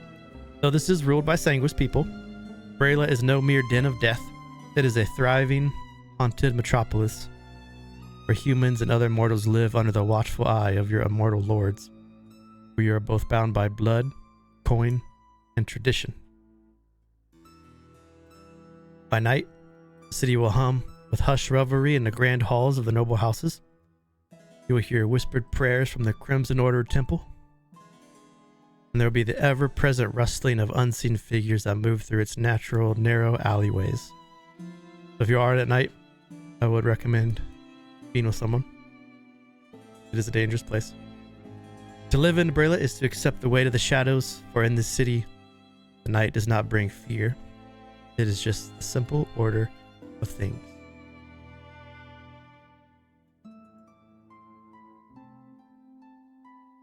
As you all pull into the docks. Oh, go ahead. I was gonna say, given the look of the city before we depart, I would take time to like secure all my belongings a little better. Okay. Worry about thieves and pickpockets and shit. Yeah. I'd mimic his actions. Okay. So that is the ship behind you that you guys are disembarking. As you pull into the footings district, you're pulling into the really poor dock area. The ship's gangplanks groan beneath the weight of not just yourself, but other weary travelers are stepping off of their own ships onto the footings docks. You get a heavy stench of thick brine in the air. As you're walking, you have to be a little careful because the wooden planks are slick with sea spray and filth, and they creak underfoot. As you notice, these priestly figures in white and crimson robes are moving between the passengers. One of them is right before you. You identify these as priests of the Crimson Order. They carry ornate brass bowls, and they have small cages, and inside the small cages you can see the writhing black vein leeches that they use to take blood tax. Some of these priests are whispering hushed prayers to the Scarlet Walker as they approach, their fingers outstretched in a silent demand. And you see travelers, some of them hesitate, like this young merchant who looks maybe a little bit new, pulls back a bit, but a priest reaches out, grabs him by the wrist, pulls him forward with a reverence that borderlines on hatred. And then from his sleeve, the priest withdraws a bloated leech. You can see its wriggling body slick with old blood. He presses it against the merchant's pale forearm. All around you, similar rituals are playing out. All the passengers that are disembarking have to pay their blood tax as they enter the city, since it's assumed that you haven't paid since you disembarked from your previous destination. The tax is paid in silence as passengers are winched from the leeches that drink their due. You see crimson rivulets running down their arms into the waiting bowls. A priest approaches you. He looks to be human, a weary male in his late 30s. His priestly robes are immaculate despite the thick bags under his eyes. He points his fingers and sighs. He looks to be a little bit jaded, yet diligent in approaching his duties. Whoever's in the front is going to want to have you take your blood tax now, and he won't let you pass until all 5 of you give your tax. Clarabell will lift up her sleeve and reveal unpainted, pale skin and offer her hand. You watch as the leech latches onto Clarabell, and there's that familiar wet sucking sound. Ugh. Are you looking to buy a boat? I have no need for such things. Pulls the leech off. Worth a try. The fingers go outstretched again for the next. Marin will step forward as well alongside Srovis. One by one, the leech finds each of your arms, if you allow it, doing your blood tax.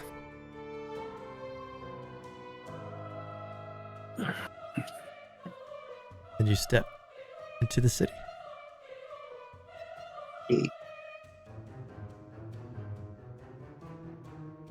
Okay, so now you're in the footings. The footings district in front of you. It's a patchwork of desperation with ramshackled homes constructed from scavenged wood, rusted metals, stolen brick. The district follows the waterway, wraps all the way around under the sea, or under the mountain range here, so all of this would be the footings. The streets here are a maze of sagging boardwalks and mud-choked alleys. You can see dock hands around you, beggars. You see smugglers peddling contraband under the watchful eyes. Every so often you'll see a lurking enforcer, town guards of various species, not just sanguis, wearing half-plate armor and holding halberds. The lanterns burn low here. Their weak glow just barely pushes back that mist, which might add to this as it can help hide illicit deals and unseen figures in the dark. But in the footing district, what would y'all like to do? I'm gonna go up to someone who looks official. Or perhaps a group of sailors who look like they know where they're going. Which one do I meet? Roll me a d6. Okay. You get mugged. Okay. You see.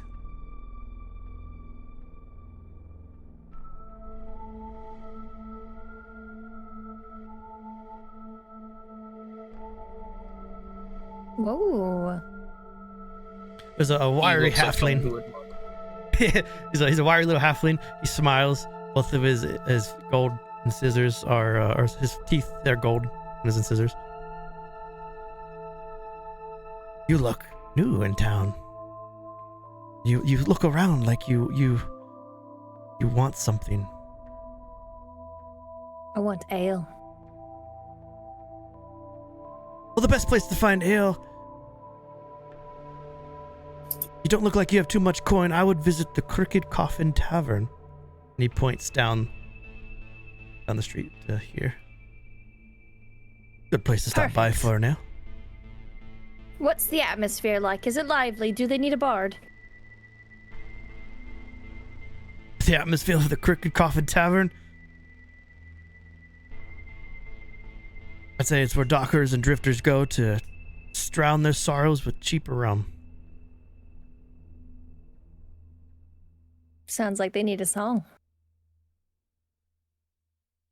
You're most welcome to try. You all Thank you. together, and he points at the rest of you behind Clarabell. Turn to them. Aye. We are.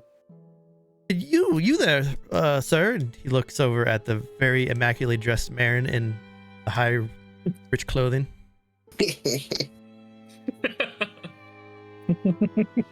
Might I Hey. make your acquaintance? And he holds out his hand to shake. Yeah, Marin. And Marin will Thank put you. his hand out, and his hands are like not exactly the hands of a nobleman or anything. They're pretty beat up. The halfling gives it a glance and then, oh, it's a pleasure. My name is Garrick Vance. They call me Two Scales. You look like someone that needs to make a purchase of something rare and exotic. Perhaps illegal, perhaps not. Who's asking? It doesn't matter. Because your boy What's Two his name? Scales has it. Garrick Two Scales Vance. It's right here. What are you selling? And are you also buying? Well, let's start with you. I mean, you're so fashionably dressed. What are you selling? Got a boat to sell. Planning on purchasing a home here and staying a while. I mean, I just want to sell the boat first. Well, I guess I could take a look. You all have the time? Yeah, sure. Isole, he wants to see the boat. That's a Clarabell job. Clarabell will show you around the boat. I hate being second in command. I remember, Clarabell right? will show You put the boat. yourself in that position. Yeah, she knows what she's beat. She doesn't like taking Marin's commands because Isole's too upset to do them. Also, so the full review. Do you work for Lord Marin? Oh no, Marin's my husband. We just got back from vacation in Morzai, sorry. I just love Marin. It just comes out of my mouth sometimes. Apologies. He is a dashing fellow. Those silk shirts and trousers, they do something to someone like me. He's rich too, and she'll show her hands, and she's gonna minor illusion a big old fucking gem ring stone on her ring finger, show that we mean business. Can I like insight this guy? Is he planning on like getting a group together to fuck us up later because of this? Yeah, you want to inside him? Definitely going to try to Oh, scam us please. out of the ship too.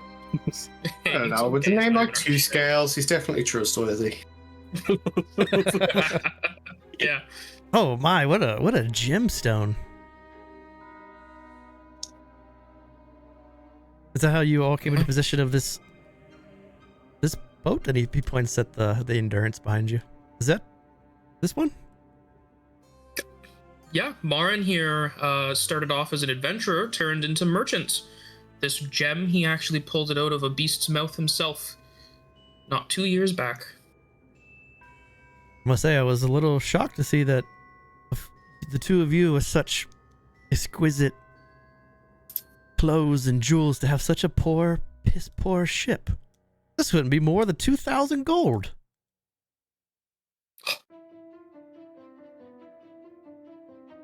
I guess I could offer you Clarabell's 2,000 gold. Clarabell's gonna whisper in Marin's ear, "You gonna take such a low bid?" We're willing to sell it for 200. That's not important. That's just between me. Yeah. That's just, I didn't do anything.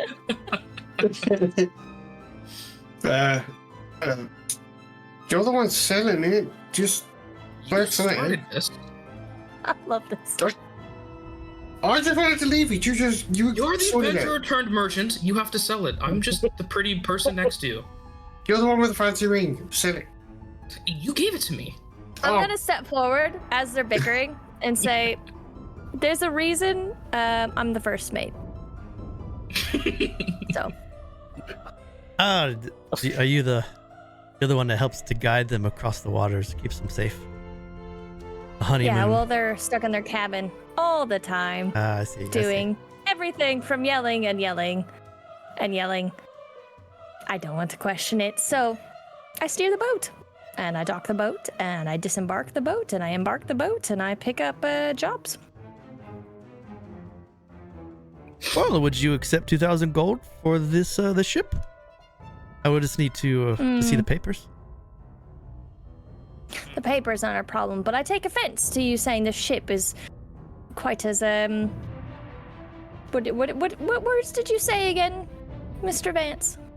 I believe I said this was a piss poor ship. And tell me, Vance, Mr. Vance, why would someone be interested in a piss poor ship?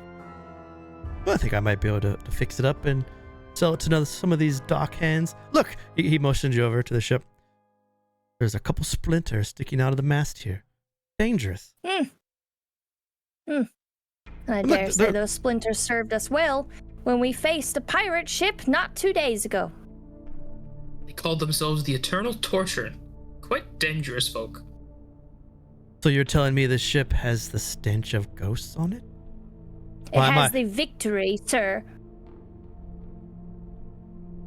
Should I ask for a bigger discount? Or is this a sturdy, seaworthy ship and then I could offer 3,000 gold? I don't think you'd find a safer ship to cross the Bay of Sorrows than this one right here after defeating, I dare say, defeating the Eternal Torture with Captain Calibran. We actually have his sword because our dare brave captain here has it. Show him, Lord Marin. Hey, Marin will just sort of show the long sword at his side. Oh my, what a big sword. How about you give me that beautiful longsword for sentimental value and the ship for 8,000 gold? That's quite it. I wouldn't dare captain a ship without such a sword.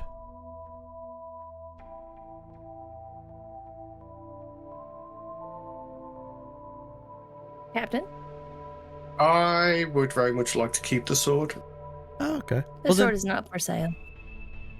Because you so valiantly fought upon the ship, and I promise not to rename the ship into something that would tarnish your honor, I will offer you 2,500 gold for this ship.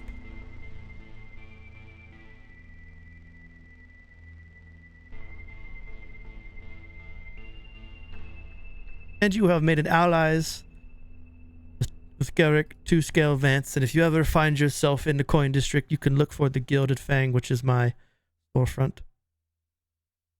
And I will be most happy to see you. Ship and a friend. That is a very generous offer, Vance, Mr. Vance. Before we can say yes, however, I hope you understand that we still have our sea legs about us. We require a good beverage, or piss poor one at that, and probably some hot food that doesn't stench of seawater, and we should hopefully come back to you, how would you say, 3 hours from now. Would that work? You'd like to meet me here in 3 hours' time? Just at the docks, yes, where I first met you. That would give me time to procure the coins I would need to purchase the vessel. We need to find our land legs. Sure, of course. Well then, I will happily see all of you in 3 hours' time. Gives a slight bow. To be off! Okay. As soon as he's gone. I'm not My mama comfortable said- leaving the ship abandoned for 3 hours. Do we want to sell it for 2.5k? That's like so much. That's a lot of gold. But my mom said never to make big decisions quickly. So. Sell it or leave it behind. I mean, a thank you would be helpful. I mean, it's more money than we had 30 seconds ago. It's not like we bought the ship for its whatever value it actually is. Yeah, 5k is fine. Okay, so we're gonna agree with the 2.5k. We're gonna go see him in 3 hours. So we have 3 hours. Are we gonna want to leave the ship unattended for 3 hours now that he knows we're not gonna be here for 3 hours? That sounds like the first step of being swindled. Well, I did ask him about the nearby inn, which is the Crooked Coffin, so I still kind of want to check that out. We could do both. We could just, like, wait here to make sure he doesn't steal the ship and then get a drink after, or split up or something. So wait here for 3 hours? Yeah. Give you an idea where you guys are. It's not like we have anything better to do. Your coffin's there. Like how you tell the guy we need to go walk around town for a couple hours and we'll be back. We just never leave. Yeah. Now that's a power play. If he knew we were here, never leaving, then he was watching us the whole time. Which means he wanted the boat to be stolen from, yeah. He's offering a lot of money for that sword. Well, What my did you sword, say, yeah. 8.5k? He was going to give you 5,000 gold for that sword. It's a pretty nice sword, so I can understand why. But I mean, if he's gonna give that much money up for it, he's gonna be able to get something even greater out of it. That's what I'm concerned about as well, is this doesn't seem like a bad ship. It's not great. It's a little stinky, but, like, there's some That's Marin's splinters. it's also haunted, so What? I Yeah. don't know the value of the ships either way, though. And he doesn't know it's haunted. So, and it has the endurance, what is it? The Ghost Ship Slayer title, basically. We need We to even start have the spreading that papers? around. we got Oh, 3 God. hours. You go to that. I'll stay here and look after the ship with my fancy sword. Where are the papers? Do we have the papers? Yeah, do we What have papers? papers? I never asked this. Would I know the estimated value for the ship, Bruce? Oh my god, he actually walked away. You would probably know. think it's between 5 and 8. It's not a prestige new vessel. Oh. But it's also haunted, so you should probably cut the cost in half. No, Yeah. no, they don't know it's haunted. The seller, No, the but buyer we doesn't know it's do. haunted. We don't Yeah, need we to know it's disclose haunted, that. and We we don't don't need to have disclose it. papers. First rule of bards, never say the truth. You would probably Where's need to the forge papers? some documents. You probably would need like a forgery. I'm to forge something. I knew I should have taken calligraphy tools. It's a good thing I have calligraphy tools. Oh shit! Yeah. So I guess during those 3 hours, could I just take some time to try and make up some fucking... I mean, Fake speaking out of paperwork, character some here, the bullshit. first thing we should probably do is go ransack the fucking captain's office to see if they're in there. We Yeah. did look through there a couple times. Okay, that's true. We weren't So there's no explicitly papers. looking for papers, but yeah. They It's weren't up in to there. the DM. Yeah, they weren't in there when you searched. Alright. So we need to make papers, and Srovis knows that the ship is probably worth 5k about. So he's I understanding. wouldn't have said that. I'm just going... Yeah, you would have said that. Just say it. So, Just depends Like, on 2.5K. how fast you want to sell it. It's kind of what it falls to. Yeah, Yeah. I mean, 2k for a boat that we own for It's less free than 2K. 24 hours. Like, yeah, It's free free 2K. money. I'm fine Plus, with it also gets Mr. Two Scales on our side a little bit, and if he's got a fancy place in the coin district, Yeah, he might be a nice person he to might- know. He might not like us once he finds out that it's a ghost ship. Yeah, up until we I have find an out he's idea. the leader of a thieves guild and we just fucking swindled him. I have an Yeah. idea, and I need Kazrak to go with me. Maybe we tell him. No, we don't. No, Okay. Don't tell him. I have an Come idea. on, Nobody do your anything. mouth. Do the papers. What I'll is be the right back. idea? Kazrak, come on. Nope, come on. I leave the boat. And I'm going to the Well. Crooked Coffin Inn Tavern. Well, if we want this con All to right, work, I'll go. Marin, I guess I'm with you the whole time now that we're married. So, like, Why are grab we you even by the arm. married? Because it would be weird for there to be two women on the ship, and one of them's the captain of the I ship, left. and then who am I? Just some noble woman? We have to be married. It's part of. You're the ship jester, you're a clown. No, we came to Breylet to see the circus. I'm dressing up because I want to feel like I'm a part of things. Okay, that you makes sense. two. That makes sense. Oh, That's understandable. You're just a big fan of the circus. We play it off like that. Yeah. I'm gonna need somebody to come with me to go get the right type of paper for this. I think it's a DC 15 calligraphy to get forgery. Yeah. So, would I be able to like take my time to try and get it right, or am I gonna have to rush through this? Oh, you could We you got take your 3 time. hours. So, would I be able to do advantage or not with this? Because I usually tend to roll pretty low the first time. You could have someone help you, give you advantage. You could have Uh, someone put guidance on you. You could I bardic would like to inspiration help it. by getting him the paper he needs. Well, I would help by staying out the way. So I got Kazrak and Isole. You're going to the Crooked Coffin Tavern. And then Clarabell, Marin, and Srovis. You guys are staying next to the ship. It's pretty easy to get the papers around here without having to go too far. You don't have to go all the way to the Yeah. coin district for it. And then you're Yeah. doing your forge in the docks. Okay. The forge in the So- docks quicker. So let's do the roll for the forgery. Let's see how you do. I'll do guidance on myself, and then we'll do. I will help. Jesus Christ. You got They advantage. gotta have the advantage. Ah! I have that. And guidance. Yeah. There you go. So Yeah, big roll, big roll. nice. You're able to forge the docks. I told you guys I always roll low once for the first time. It's true. I'm gonna move this over here to the Crooked Coffin.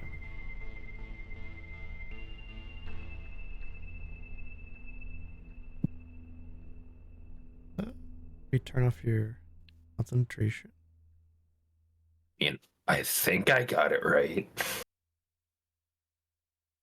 Hello? Seeing as I've never seen one of these documents before, I think you've done very well. I'm gonna throw Clarabell, Srovis, and Marin into to the side so you can still see on the. I'm gonna get to the Crooked Coffin Tavern.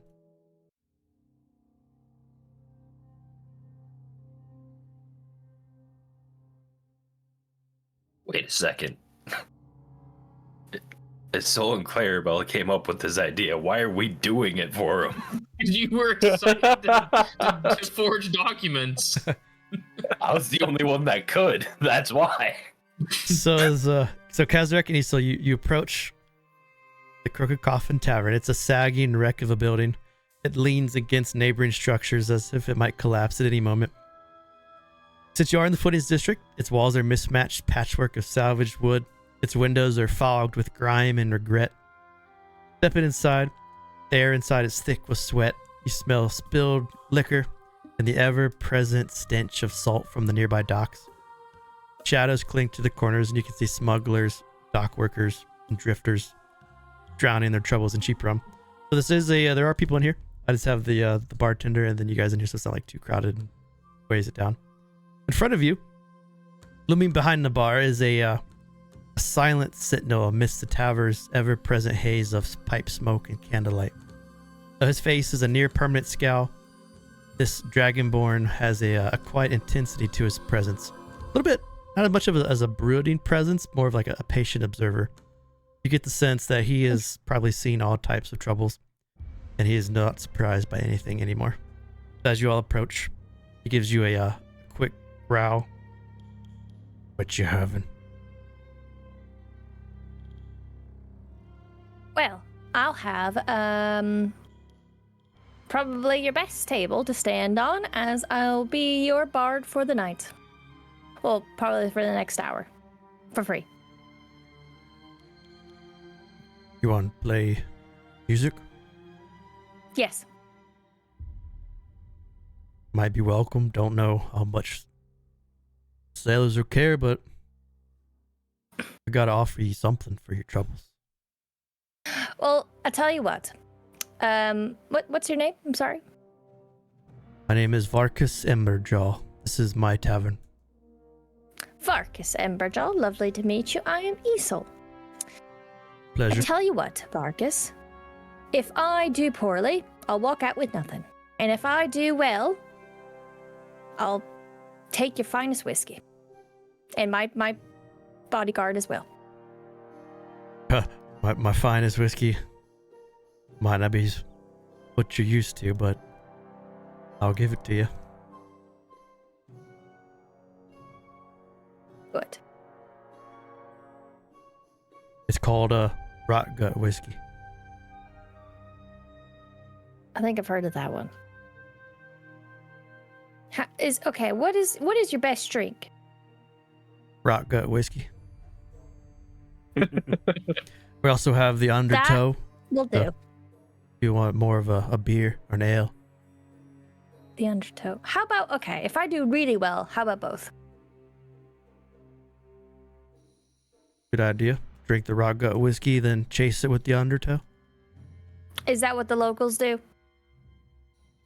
Most locals here can't afford Rot Gut.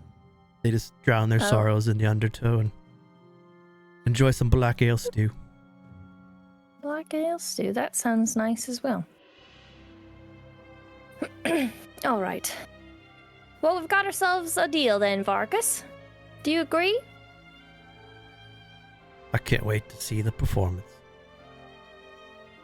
Me. Gonna fall off the table. Just do me a favor, and It's gonna slant.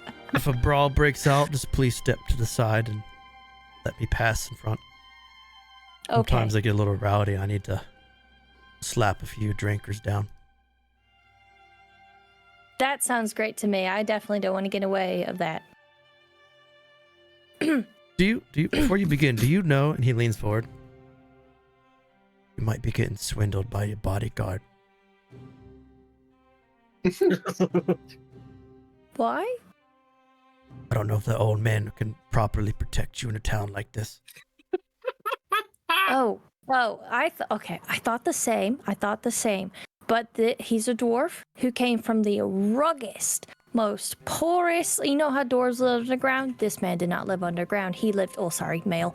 He lived like almost above ground because he was too dangerous. It was insane the way they treated him. He came out alive through everything. And he ain't. I wasn't even aware of it, but he has a giant stab wound down his chest that he survived. He can handle anything. Looks like he's been That above makes it- ground for a long time. They don't let him underground anymore. Well, as long as you're aware of the situation. Swim.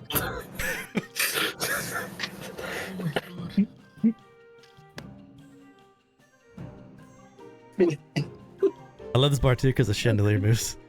Mhm. Yeah.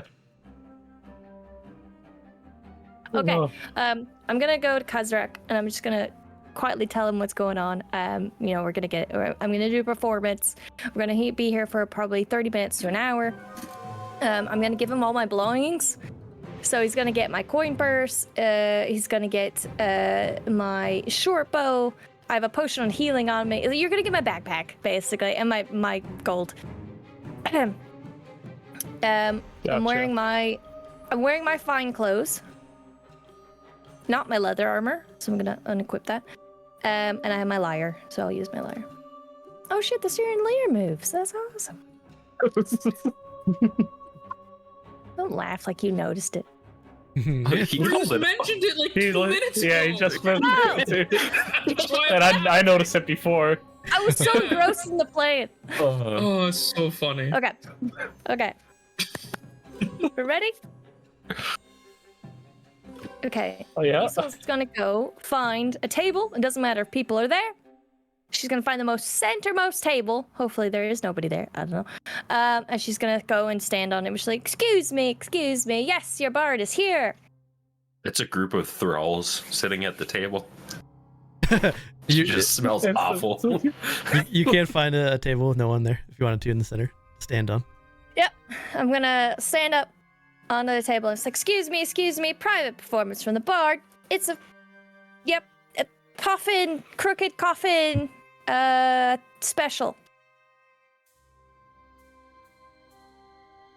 But look around. What's it like? There's a burly man. He has a thick apron that's stained with blood. His left hand's missing a couple fingers. Looks a little bit overweight.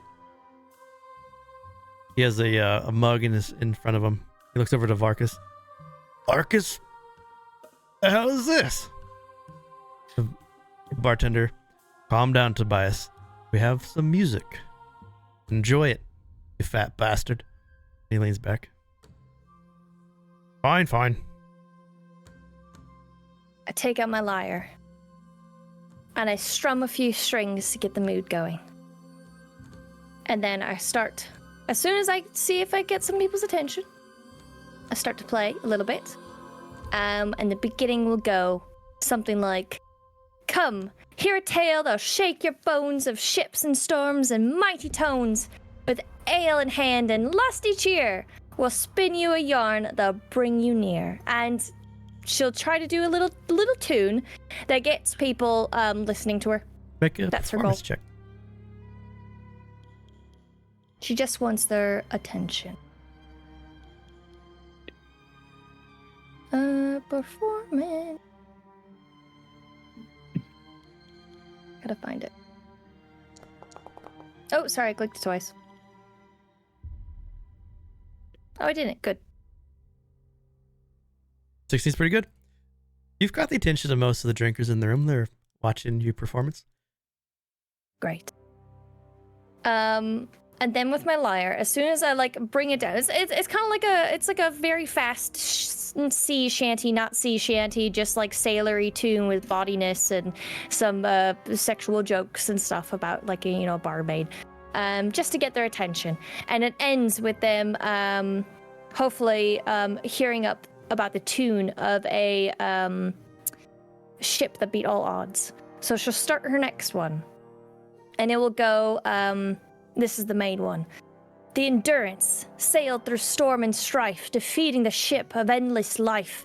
Her sails burned bright against the night, a beacon of hope in the eternal fight. And then she'll describe, in this tune of drama and excitement and dread and sorrow and eventually triumphant, how the Endurance had epically overcame this eternal ghost ship of the eternal torture, and brought it sinking to the eternal depths of the Bay of Sorrows.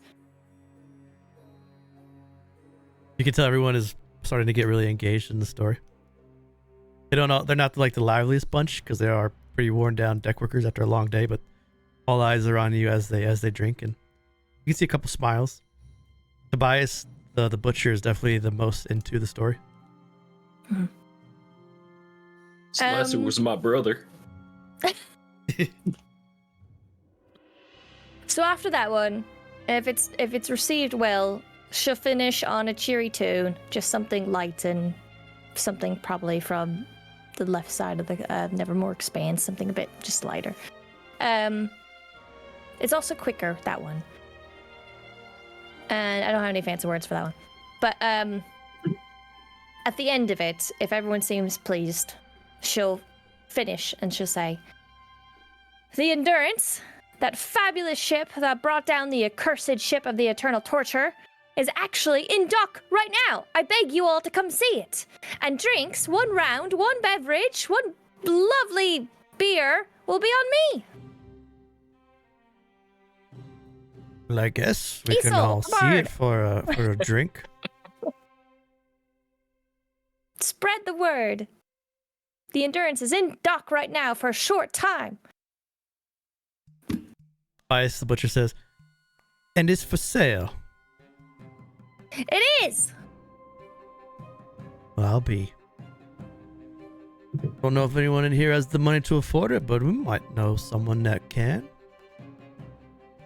But I'll come I look at it hear- for a drink. Sure, rest of you lads would like to see.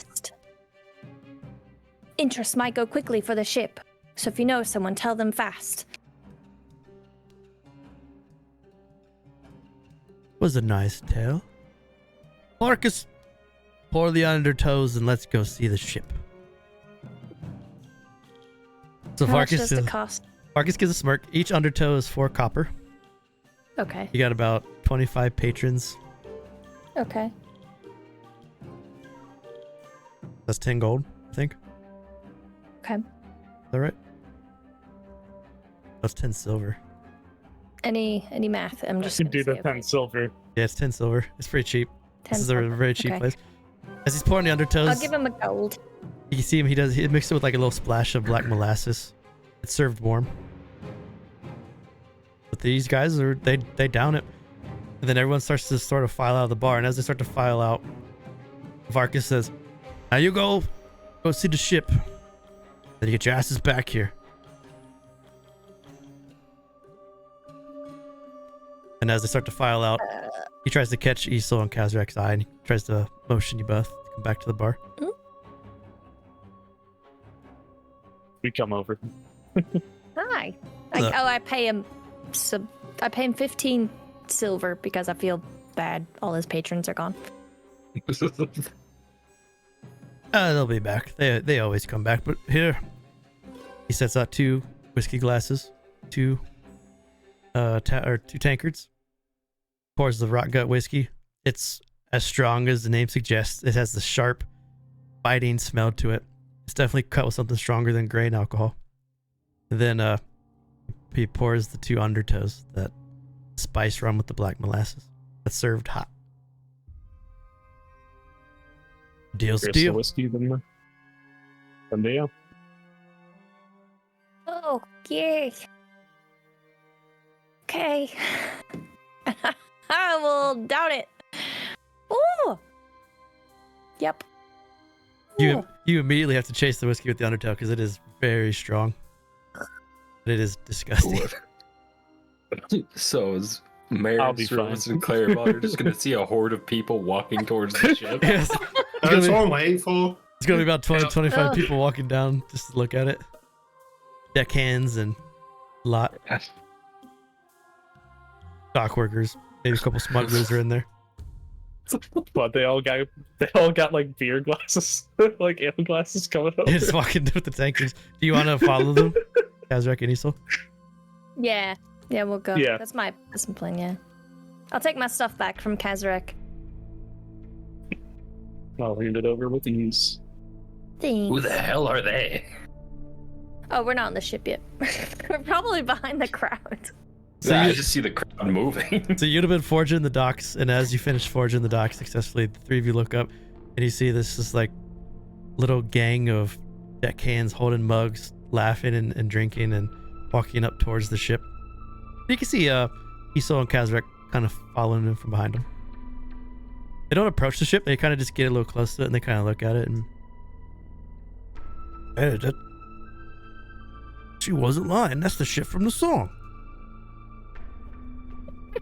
That's so in the stupid. in I love the it. song there was like, there's a hole in there's a broken window, or like there's a hole based off one of the attacks from one of the cannonballs from the Eternal Torture, and like there's these little marks that show up from the song. So the three of you now Probably are get lies. the three of you see now Tobias. He's that burly man with the thick apron, stained, missing the two fingers. He's the butcher that he's pointing out. He's definitely like the charismatic one of the group, kind of pointing out to the other bard patrons the things from the song that he remembers hearing. Clarabell's just standing at the front end of the ship, just awkwardly waving at a crowd that just came out of nowhere, and assuming is safe because she knows two people in the back. Clarabell, what's happening, Clarabell? Is this part of the plan? I don't know. I've I been don't with you. think it was. I thought we were Well, you're having not- a sail made. But you're the second in command. You're meant to know these things. Yeah, and I'm in charge of the boat. This isn't from the boat. Ah, I'm gonna kind of scurry through the crowd and say, please take a few steps back. You don't want to overcrowd it. And then hurry onto the boat.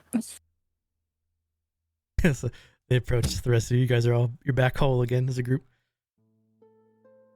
Guys, it worked so well. Oh my goodness. Look What at all worked? these people. All these Is this people. like our, like the crew? What's happening? I thought we were selling the boat. So, basically, we went to the tavern and shared a few tunes and told them the magnificent adventures of the Endurance fighting the legendary lost ship of the Eternal Torture, and it's here docked and it's ready to buy. And they were like, wow, that's so cool, and they came to see the ship, and they're gonna go tell their friends that we're selling the ship. Basically, what I've done is created a flawless reputation. We can get more money. but doesn't that also draw attention to the ship that we have just forged papers for, that we're trying to sell off very quickly? We're selling it off very quickly still. I don't think news... I mean, I'm good, but my song doesn't go that fast. Okay. I'm not one to like make assumptions based on how one dresses. And she kind of like gesture at herself. But I don't think anyone there can afford this boat. That's true. But they told me that they know people. So, Marin, you're the lord of the boat. Go down there and tell them that the sale will commence in 2 hours. And that anyone interested in the boat needs to come here in 2 hours. You're the one in charge. You do it. But it's your boat. I'll go down with you, Lord. and I will convince them that I am your clown cosplaying wife, and it will all go smoothly. I hate every second of this. I just want you all to know that. Let me die. Marin will head down.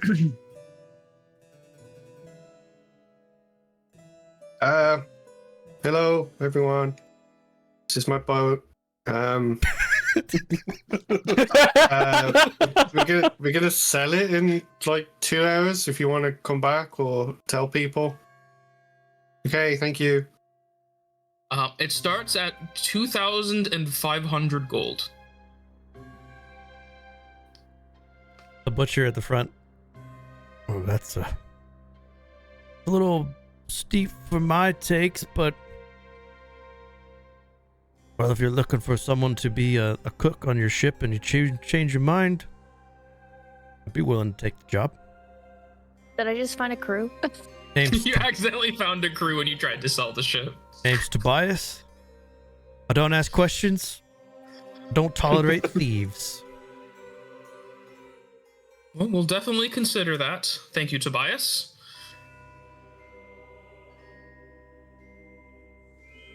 All right, and Clarabell's gonna walk away. What if we rent the boat? This is Laura speaking. Yeah, because, Marin's like, going I'm not back. there. We're gonna become boat owners like a landlord. Well, what if we rent can the rent the boat boat, out? and then insurance is the cost of the price, so you can always get it's a deposit, just bring it back to So dock. You get your unnecessarily deposit back. complicated. Why do you make this more complicated than it needs to We're be? just trying to solve that Isol's boat. not talking. Isol's not We talking. had a This is- sail lined up, and love then it. you've just turned us into a. You've gained a crew out of nowhere. I didn't know that. I thought they had captains that they could talk to. We had a And quick we- sneaky sail lined up. We get away, We 2,500 still do. gold. No one knows. It's fine. Just We still have a Potentially sail. weird We still have a guy. sail. We still have a Let's see sail. what happens in 2 hours' time and see if anyone else shows up and there's like a bidding war. You- I think that's the best option. So you As might much as Tobias seems like a cool dude, I don't want to get a crew and then just own the boat after determining we're selling it. you might find someone else to come for the purchase. It just might take some time for the word to spread. Mm-hmm. Yeah, we'll wait the 2 hours for 2 scales to come back, and if anyone else comes, we'll bid and see what happens. Otherwise, we should just sell it to him. Because we don't have the money to hold the boat in the harbor for more than 7 days. Well, that and I think the Garvins know the name of the boat that was moving their stuff. which someone just advertised. That's what I do. That was out of character. That doesn't. Okay. Just saying. Marketing genius. Thank you. Yeah. Thank you, Fucking homie. Digital marketer over there. Hi guys, here's this ship that's got all this stuff on that you want. I just clicked on Google and everything worked. Well, Clarabell is going to stand at the front of the ship, and she's going to open up that menu, and she's going to shift it to 2 hours and hit the wait button, and see what happens. Smart. So if you only want to wait for the 2 hours, the only person that's going to show up is you're going to see Garrick 2 scales Vant start to make his way down. Okay. Are there other people that walk by and look? It's hard to tell if they're just looking at the ship because it's interesting or if they're trying to purchase it. None of them are dressed as well as 2 scales though so far. Okay. Mhm. He might be a Right, shady so- character, but I trust him. I mean, we just have to trust that his gold is real. That's all that matters. Yeah. I mean, that's what Kazrak's for, right? It's a dwarf Yeah. thing? Just to add a little note, you do have the 7 days of paid dock fees, so no one's going to try to claim this. The government won't claim this for at least 7 days. You could wait if you wanted to, let more word spread, or you could just take the quick deal. Quick Want deal. it off our hands now. Yeah. Less of a hassle down the line. What if Oh, we increase the fee from 2.5k to cover the docking fee? So if we minus today, that would be 2,740 gold. But we didn't pay for the docking fee. We lose nothing for taking the Doesn't deal. know that. We didn't pay for the boat either. I don't think he has that money. I think those are I your don't know. options right there. He was he- willing to he pay grabbed- for the sword. Well, yeah, but he had to procure that money. That's why he was gone as well. I think option 2 and just doing it for the 2.5 is the best option. Because Yes. as a person, if I went to buy a car and I grabbed the money for the car and they're like, oh, we're adding $200, I'd be like, what the fuck? And probably not buy the car. And yeah, I'm not being Should- funny, but if he can get his hands on 8,000 gold, he's probably Yeah. not someone we want to I fuck need- over. I need you to understand that you are not the target audience for this boat. I know. Oh my days. Hey, well, think of it this way. If somebody as well dressed as he is down here on the docks is not being harassed by thieves, there's probably a reason for it. That's true. So we should best not to try and swindle him. It's not dwindling. There's also the fear of people looking up the Endurance and learning we don't own it and our documentation is forged. Let's Sure. make a sail. An hour ago. Let's sail it. Let's. Was it ink still sail wet? it. Yeah, the ink is still wet, basically, yeah.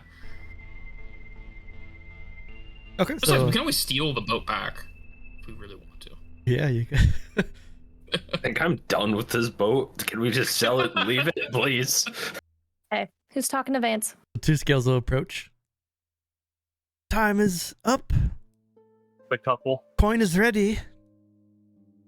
You have the papers. Are we making a deal? Marin? My friend Srovis here has the papers. Oh, but before Hand him to Marin. before I sign,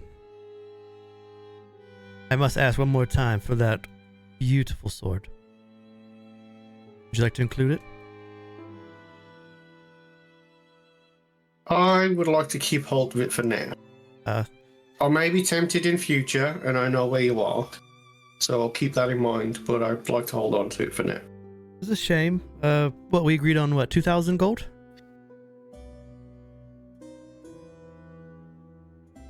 I think it was more than that, wasn't it?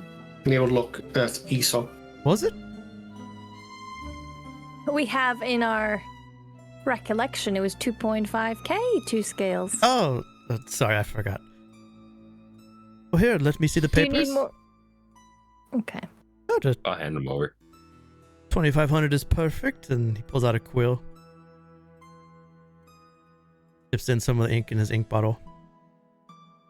Garrick Vance across the page. Hands you a coin purse with 2,500 gold. Hell yeah. For never owning the boat 24 hours ago, I'm feeling pretty good about this. All things considered. I will put that coin purse in my pocket. He got some free marketing. Wonderful. Now, if you have everything that you need off the ship, it is now in my possession. He turns over his head. Lads! And you see these two half-ins come rushing out with some paint. They start to paint over the name of the Endurance. Nice. Nice. Love it. He knew. He knew what was Nice. going on. Yep. They paint, as you guys are talking, they paint the tipped scale on the ship's name. The tip scale. 2 scales Oh, wow. knew what was going on. He was in on the deal. I'm pretty sure that we, what the Blevins had to give something to Vance. I think he said that.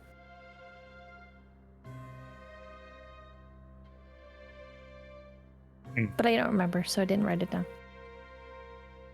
I don't remember. 5 of you, Lord Marin, and your lovely wife, you have made a friend with Garrick 2 Scales Vance.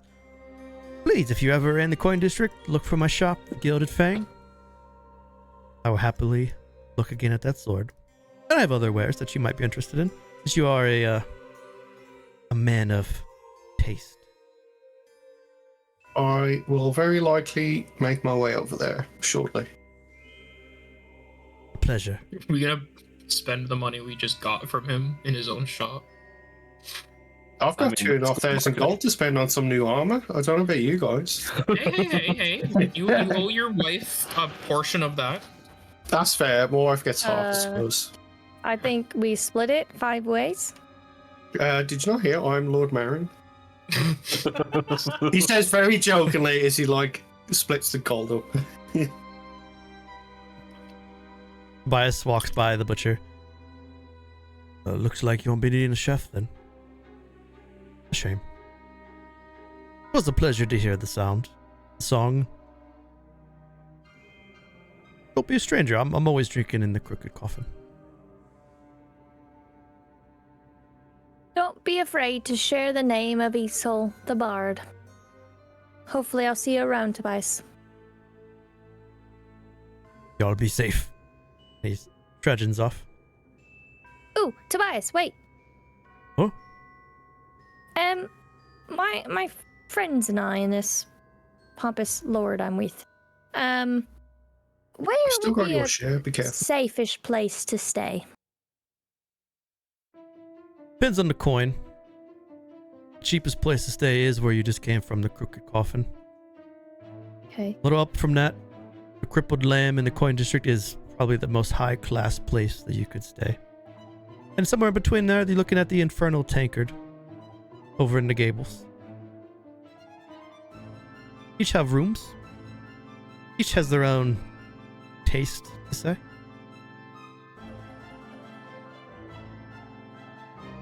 Just make sure you're not out too late at night unless you're all together. It's dangerous here. So I got my cleaver. What race is Tobias? He's a human. Human. Okay.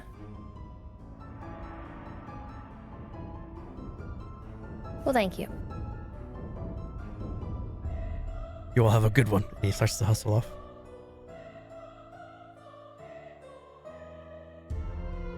You guys are now here. Everybody at the 500. All right. Yes. Mm-hmm.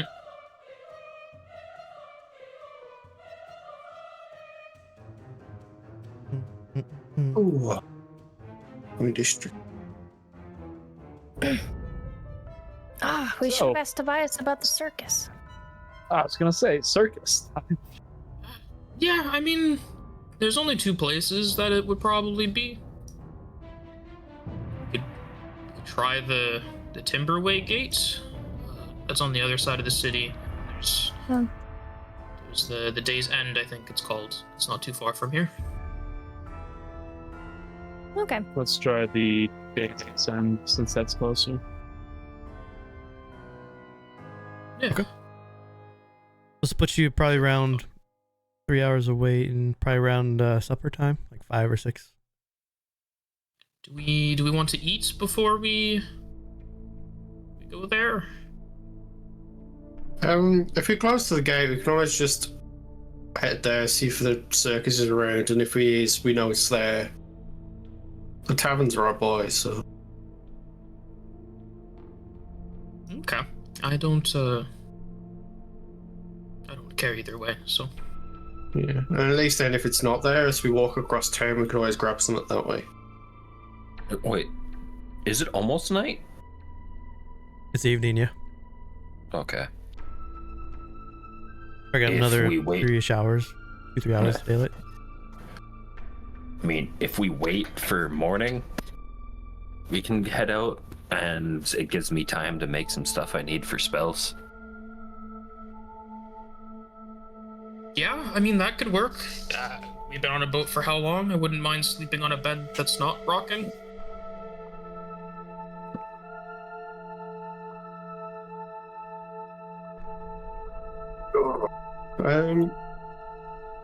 I might head to the Coin District then.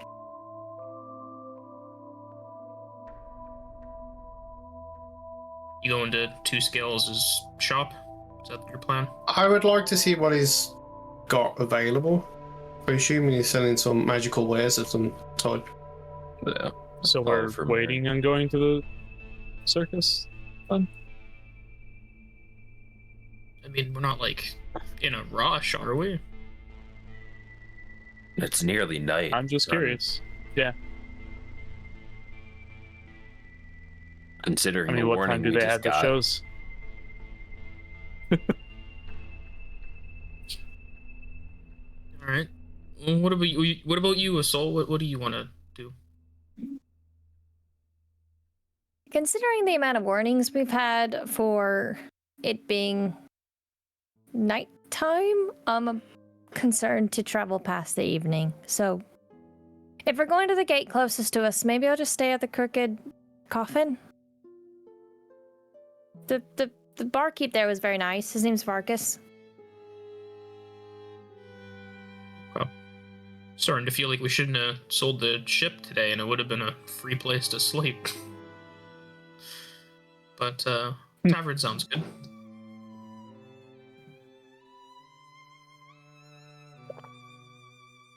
The Coin District is on the other side of town. Yeah, I just noticed it's very far away. Yeah. Leave that till tomorrow. You gonna travel in the dark? No, that's what I said. We'll leave that till tomorrow. Darn. You want to go towards the Coffee Tavern? Yeah. Okay. We're continuing through the footings district, going through all the ramshackle homes as you do. As you're walking, get to about here. And this would be anyone with a passive perception of 13 or higher. I think it might be everybody. Yes. We're all very perceptive. Yeah. I think mine's probably the worst anyway. Mine's 13. Mine's 17, Mine's 13. so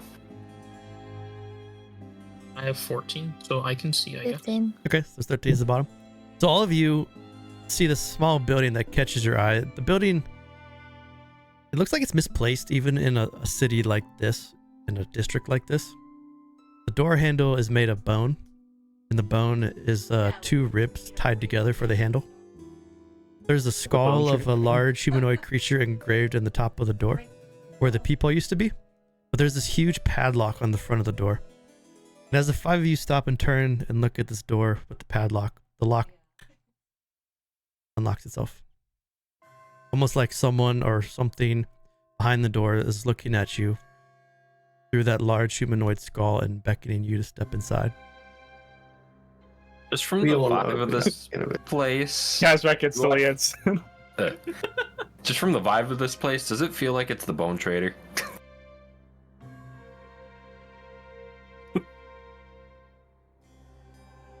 Maybe? Bone handle? Yeah. Like, Marin will pull the skull out and, like, look at the skull, then look at the door. Is this place the Bone Traders? I think it's Kazrak worth- goes in. Yeah, Oh, I mean, no. Kazrak! I have to go in with him. Yeah. Got no choice but to follow, just in case. Yeah, that Yeah, he makes the ceiling Trader. of the bone, the walls, the furniture, but he can't do the floor. Amateur. he just ends up- He's It's on the just- phone. You step inside. It's a single room. Its shape and size not reflecting the building's exterior.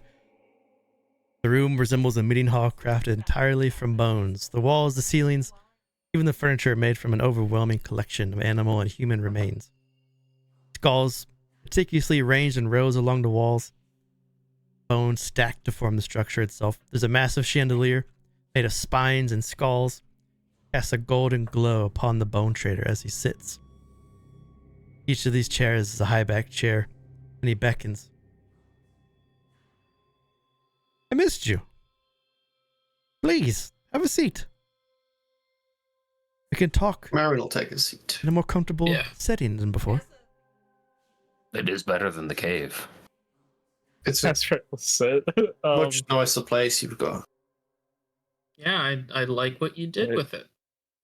It's like you were waiting for this. Well, when I Sit. sense untapped potential, I have to just see what I can do to help. I know you weren't able to bring me the skull that I wished to before, but I'm looking for other pristine skulls. You're looking to make some money.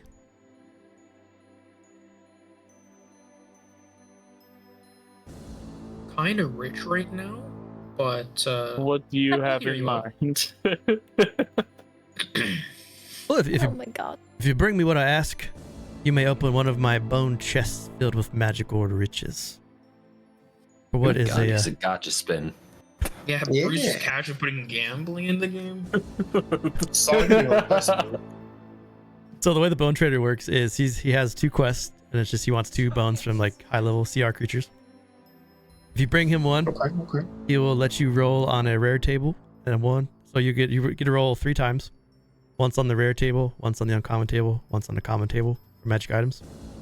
Then you get a pick, because you know now in the new DMG it's you pick between Arcana, Armament, Implement, and Relic.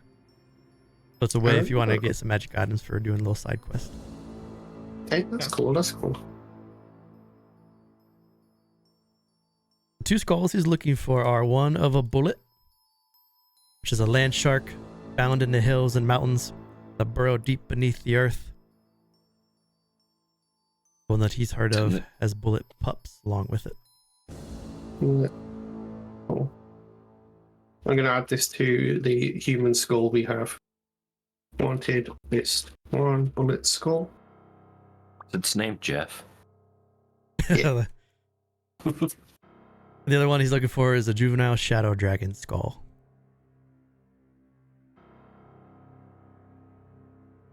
Both of these are CR5, CR6. Be tough fights. You could, like, if you wanted to hunt them, you could, but you might stumble upon them as you're going about your journeys too, if you're in an area where they might be.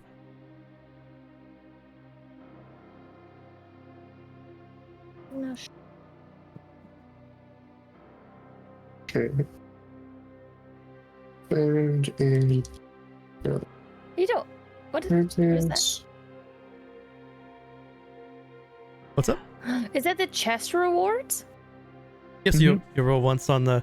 So if you look now, you probably can see it in the Dungeons Master's Guide. There's rollable tables under Chapter 7. You've got updated our skull. Random magic items. Nice. I'm gonna roll once on the rare armaments table just to see what is like an option that you guys could get. Give you kind of an idea. Yeah, you want to give us one of those right now? But you could get Damon's Instant Fortress. Whoa! Ooh, That'd be nice. that's pretty cool. This so gacha works. That's really cool. So the side quests. Now he's marked on the map. So if you ever want to come back to the Bone Trader, yeah. Sweet. Glad we got to meet him again. He was pretty cool. Mm-hmm. Oh, we realized he sold us out to the Wraith Knight. Yeah. Maybe he just wanted the Wraith Knight's skull but didn't tell Can't us. believe you guys trust him. I don't trust anyone. That's the beauty of you. Although I do trust True Scales, so. What? What? He's been gassed. That was what the 3 hours was for. Yeah. Alright. To the tavern. Making your way To the now tavern! to the tavern. As you're making your way, it's a little darker now. Down fast. And homebound. Smoldering torches are mingling now with that acritic bite. As you walk past some cobbled road with drunken sailors on your left and your right. The shadows casting long, jagged shadows in the dim light. Oh my god. As you all move through the narrow streets, you can feel an uneasy quiet now lingers between shouts of deckhands and the occasional bark of a stray dog. Maybe I should have left the blood on my robes. Oh no. As you're walking now through the dark here, the trap is sprung.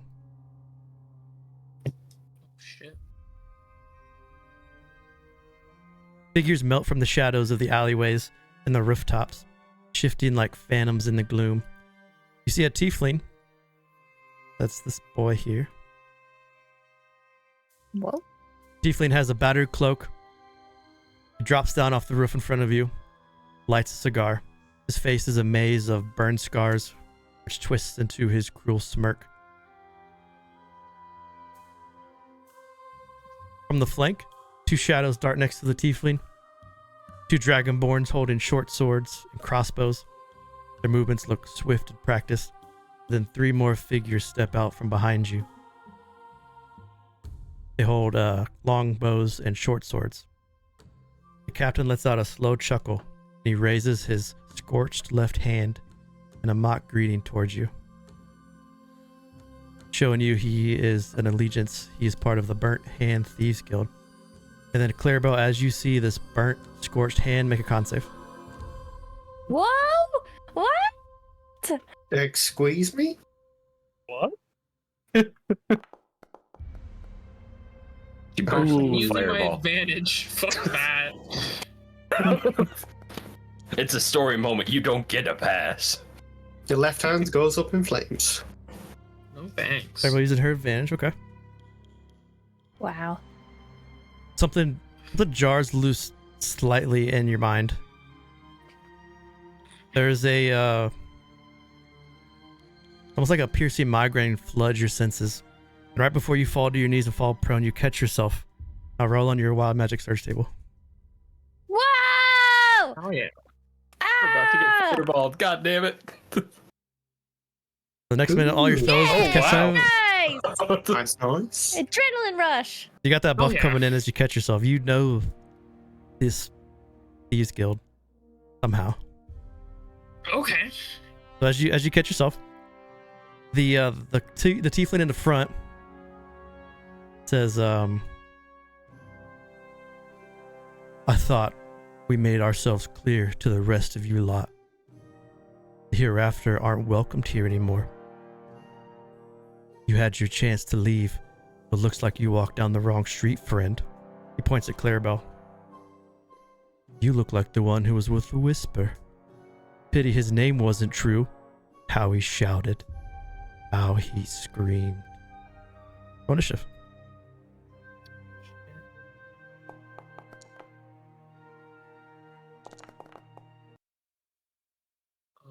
Ooh, I needed to write those juicy details. I have advantage. I am going to use my Not as Tides of important. Chaos to roll that advantage. Did I roll? Oh.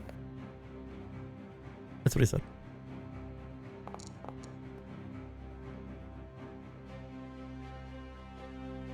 Why not roll?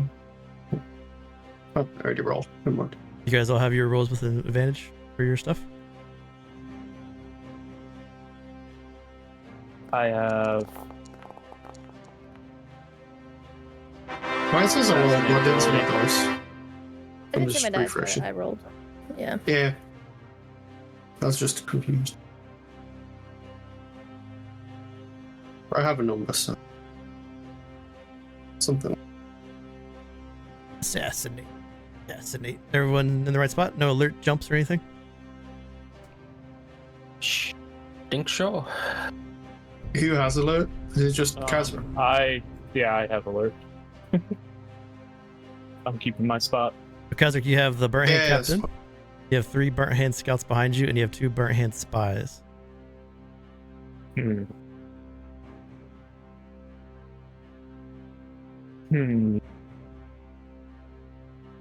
I think I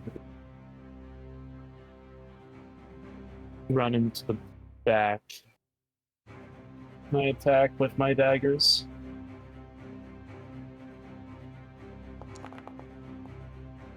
Attack. You got advantage too. Gonna You? fish for a crit. Damn. Yeah, 17 still hits. That's with sneak attack, right? Yep.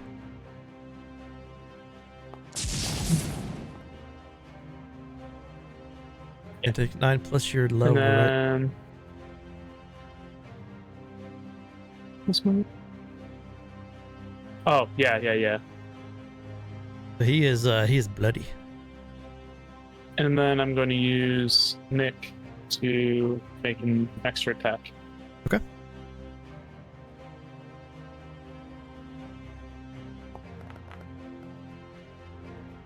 Hit. With advantage. Bang. Right. That is enough though. He is dead.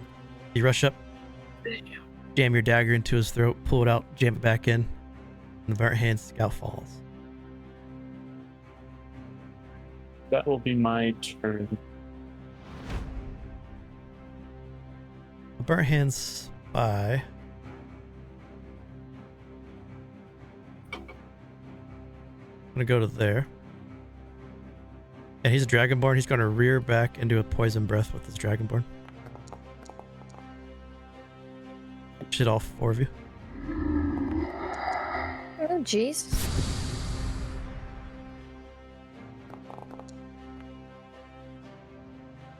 Half if pass, right?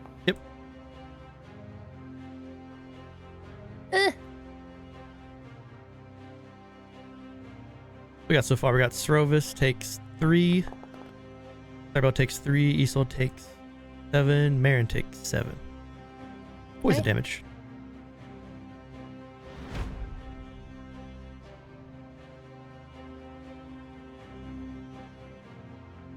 Right hand rushes up to Kazrak, makes 2 short sword stabs. He just said he'd be right back. He'll have to take damage if he takes it. I got him.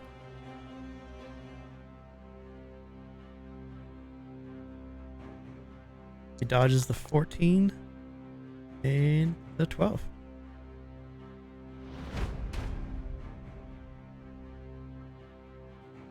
The Sparhand Scout's going to make 2 longbow shots at Clarabell.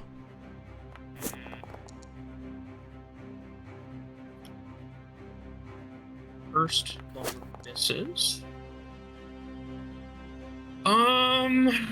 Yeah, I'll take the 5.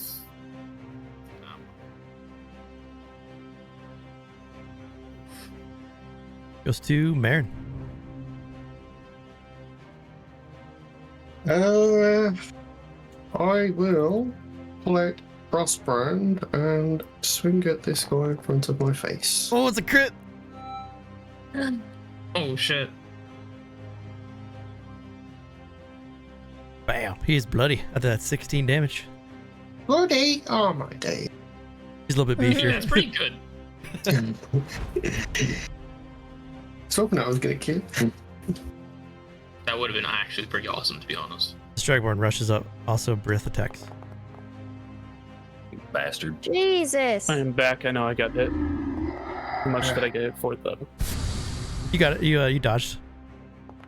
Oh. You missed both attacks. Missed you. Oh, Don't worry. Oh, 10. 10 to Srovis, 10 to Marin, 10 to Clarabell, 10 to Isole. Ugh. I'm gonna My fucking God, die. I'm dead. Holy getting shit. breathed into the floor. Big drag dude your hasn't breath. even joined the fight yet. Isole! Okay. I have one action I want to do. Actually, it's a bonus action. I'm going to. Everything's happening so fast. I'm getting splattered in the face with this weird acid shit. I'm going to immediately clap my hands together, and a wave of energy is going to bounce out, and I'm going to do Mantle of Inspiration. And everyone is going to receive 8 temporary hit points as they hear really nice flute music in their head. It's Or in my whatever. head. Whatever Isol's song is in Bruce's game. There it is. Yeah. Comment music might be too loud for it. So 8 temporary for everybody. I'll take that. That is That definitely definitely balances welcome. the 2 HP I currently have. Okay, the 2 HP. Yeah, I got my ass handed to me the last couple Jesus. seconds. And then as my action, which one looks the worst off? Not This one. bloody, just which one looks the worst off? That one, okay. I am going to cast Starry Night on this fellow. Sure. I forgot how to target them, so. Double Oh, right click, no. is it? T. No. Oh, 10 misses. P. T, Yeah, not P. T. Thank you. Oh, I'm sorry. My Mantle of Inspiration. Everybody can move up to their feet as a reaction for free. Like, Full movement? you won't. Yeah, full movement. You won't get attack of opportunity. Yeah. 1, 2, 3. Well, 1, 2, 3, 4, 5. Oh, fuck. Oh, without provoking? Yeah, I'll go there. Hey, 1, 2, 3, Yeah. 4, 5, 6. There. I'm going there. Listen. 30 feet. Right next to the captain. No! No! Okay, I know we're safe. You can go One, there, I guess. hold on. But hold on, before I move. I'll go. I'm gonna go up here. 1, 2, 10 feet, and then I'll go here, and that's 25 feet, and I'll go there. Okay. I'm going there. That's 30 feet movement. She's gone everywhere. Just, I didn't realize you was over. that was so funny. I'll just go here. I You don't have to Clarabell. What? Oh, yeah. Oh fuck. This is so horrible. Barhand Enter. ambush. Srovis. I mean, fuck it. Full round of attacks on him with flurry of blows.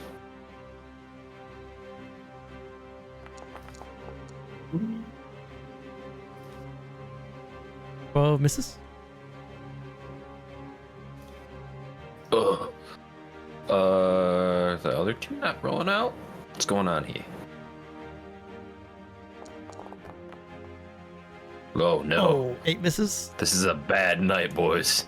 There we You go. got it. That's You it? got it. 8 bludgeoning. It's not as bad as Up and Nice for you. Right?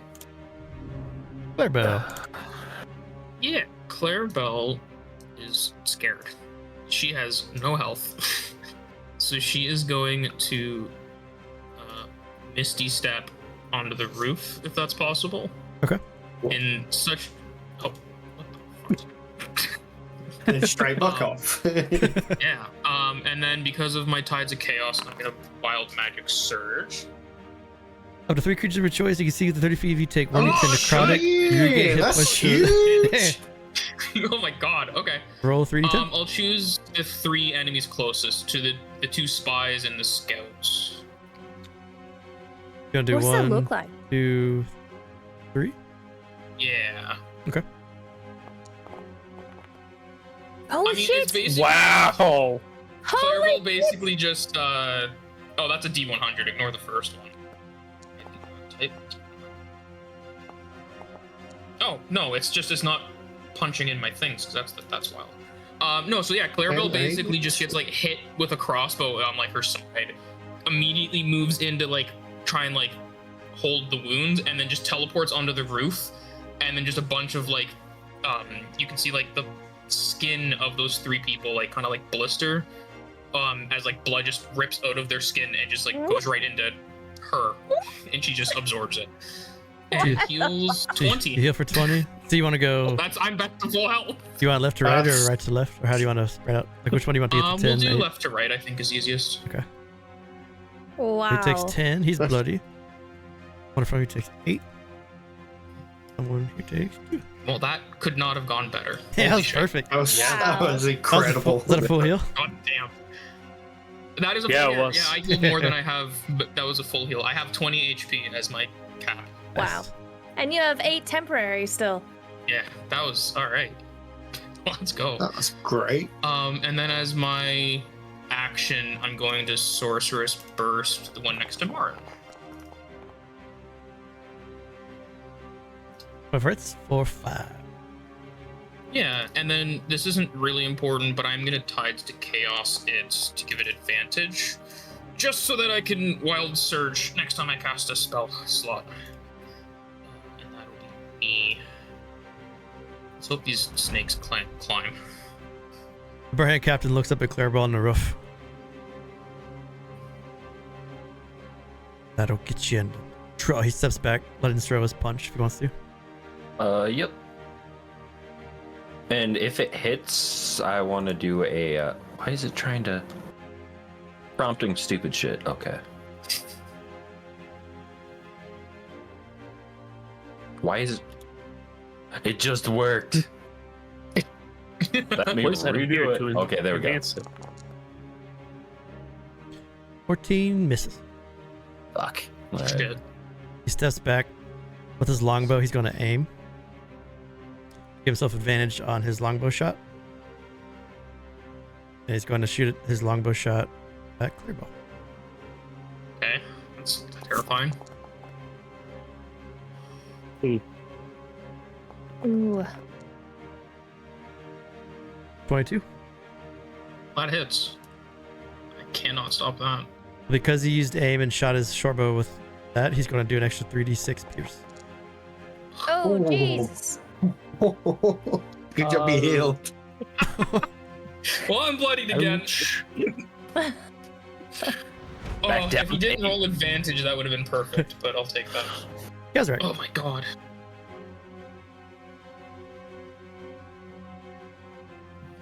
That's crazy. That's the new spy That's so captain in cool. there, man.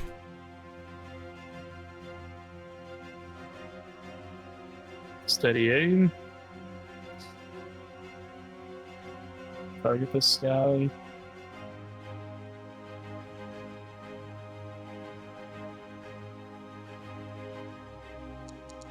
Dagger Got advantage. at advantage. Nice, nice. There you go. Which also gives you sneak. Yep. Got 10 so far. Nice. Okay. Good damage. And that's it. Because I use bonus action for steadying. The Barhand Spy is going to try to get his breath back. And fails. Good, good. This is a short sword stab at Marin.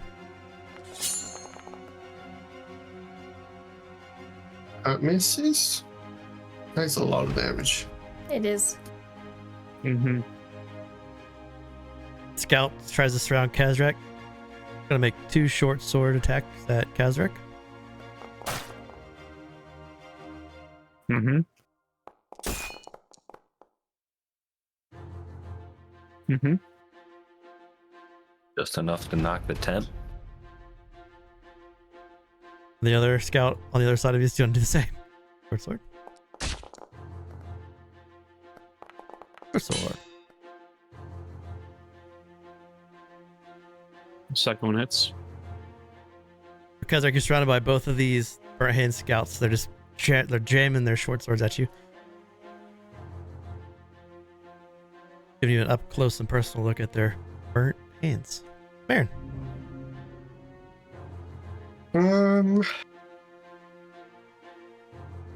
Yeah, I think I'll just take another swing at my friend in front of me. A 13 is a hit. Ooh, thank God. He is dead. Nice, nice, nice. Nice.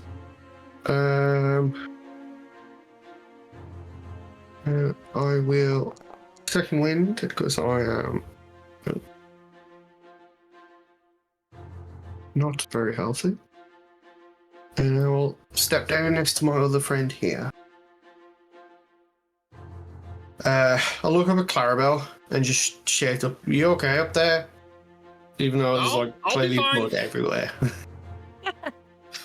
So Yeah, if it's not there's Clarabell's, so but much there's just blood. like red everywhere. I mean, a lot of it's hers now. It wasn't 2 seconds ago, but It's not good as 6 seconds. breath. Bonus action, cunning action, disengage. Moves to there. Pulls out a short sword and tries to stab it in Srovis. The miss. Isole. Okay, I am going to attack this fellow. And I'm going to cast Starry Wisp on him.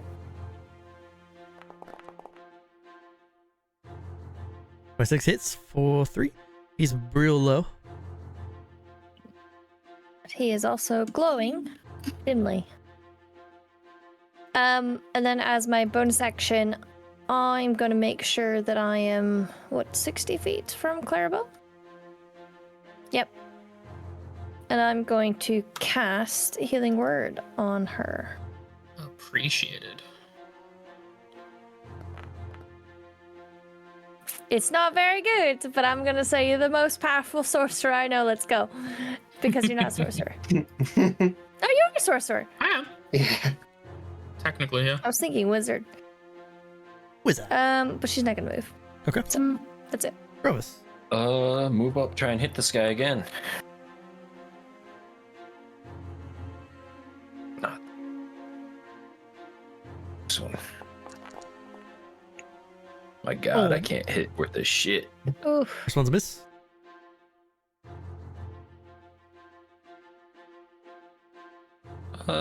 Yeah, fuck it.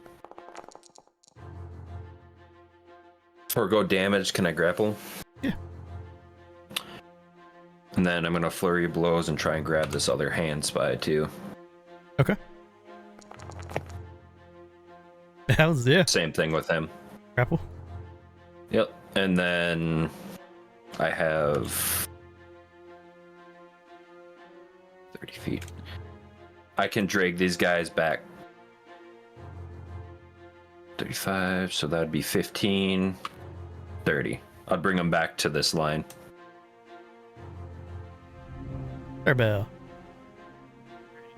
Clarabell is gonna try and chromatic orb this snake man.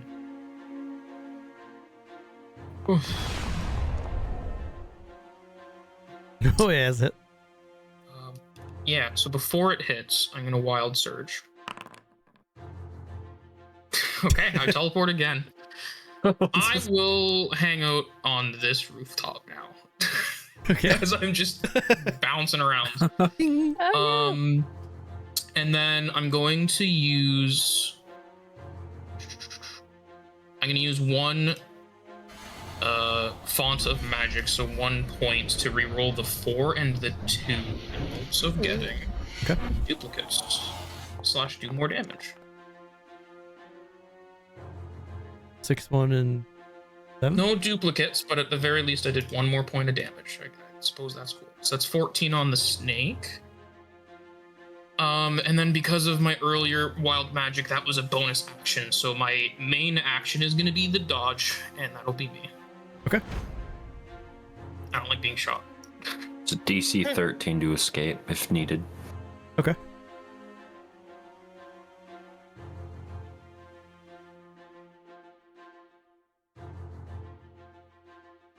I think the burnt hand's going to take 2 short sword attacks at Srovis.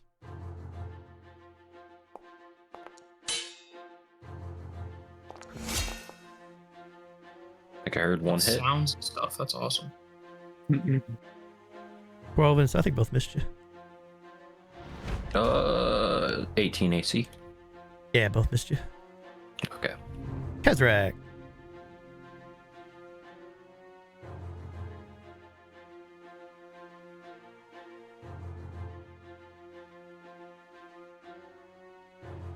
Dagger on the left. Dagger. At advantage. 16's enough. It's a kill. Nice.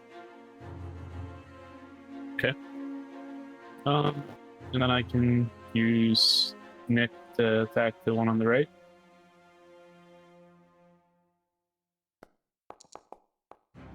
I don't think that's at advantage though. Yeah, it's not. Okay. That one's a miss. He ducks it after you cheer shish kebab his friend. That's my turn. Our hand scout's going to make 2 short sword stabs at you, Kazrak. And he doesn't give up after I killed 2 of his friends. He does not like you. It's a hit.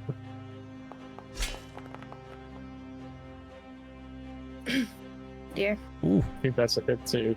Yeah. Kazrak is bloody. Ouch. Marin. Marin is going to charge at the captive, and as he does so, he's going to shout at him, "Leave my wife alone." Oh, that's so cute. Osmus. Can I use my advantage? 18's a hit. 4 damage? What? A 3 and a 1. 2 and a my 1. days. Oh, that sucks. I will action surge. Try again.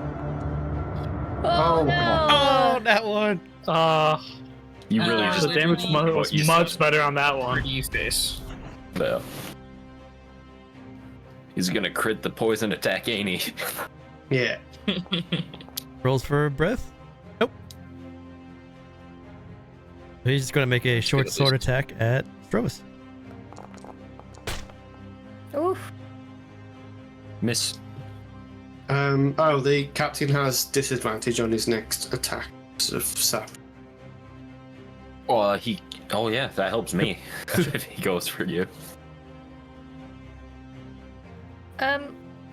I am going to clap my hands again and cast Mantle of Inspiration as a wave of Fey energy speeds out in front of me. Everyone gets 8 temporary hit points, Nice. And you can move as a reaction up to your speed for free. I will run across the roof.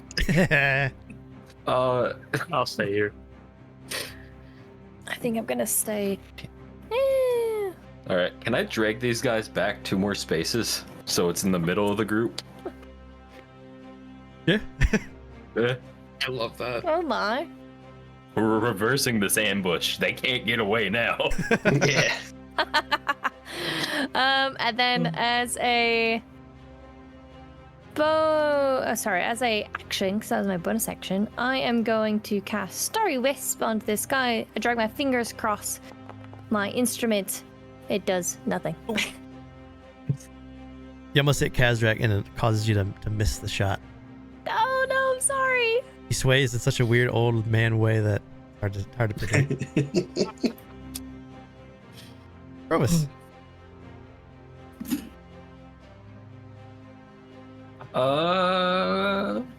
I need to see. It's not. No, it's just verbal. All right. Do you allow me to cast Word of Radiance like this? Okay. Just for both of them? Wow. I love that. Just hold on and shout at him. The spy fails. And the baton also fails. All right. And then for my bonus action, can I headbutt the spy? Okay. Throw others hit, and that's a kill. Good. Good.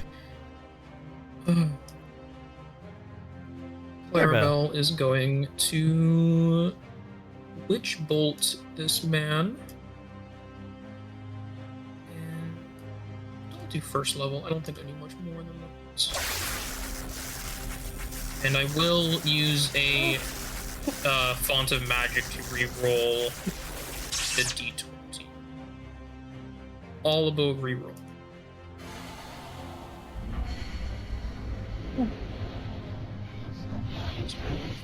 Sounds cool. There's some creepy sounds. I don't know if 14 hits. 14 Oh. misses. No. That's okay. It just means the Did you keep the shock? he's still linked, yeah. He just doesn't take the upfront damage. Yeah. That's all good. That was actually, yeah, I'm gonna main action disengage again, because I still have that. So is it just the first attack that's at disadvantage, Marin? Yeah, just his first. Okay. I'll make one short sword attack at disadvantage. That's Srovis.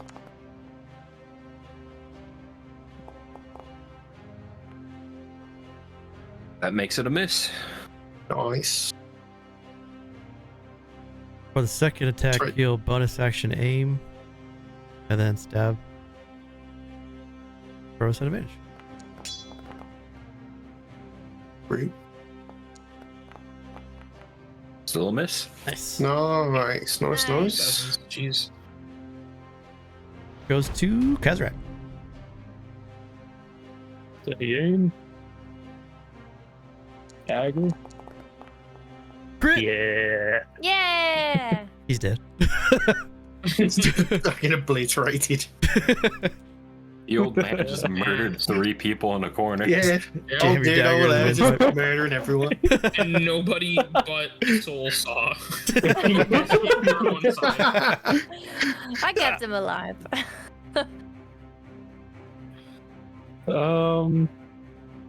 Kazrak will get 2 there. And that will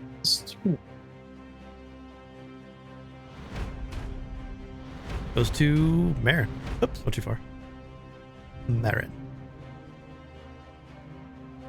I will try again. If Kazrak kills the tire down, no one's there to see it as it happen. Exactly. So 16 is a hit. 14. Oh no. Captain still looks Finally. pretty good. Oh, So, All right. I'm gonna step forward because I can. And I am going to. I'm gonna put my lyre down by my side, and I'm going to just say in a very soft manner, but my voice is going to reverberate in an ethereal sort of way, and I'm going to say drop. I'm going to cast command.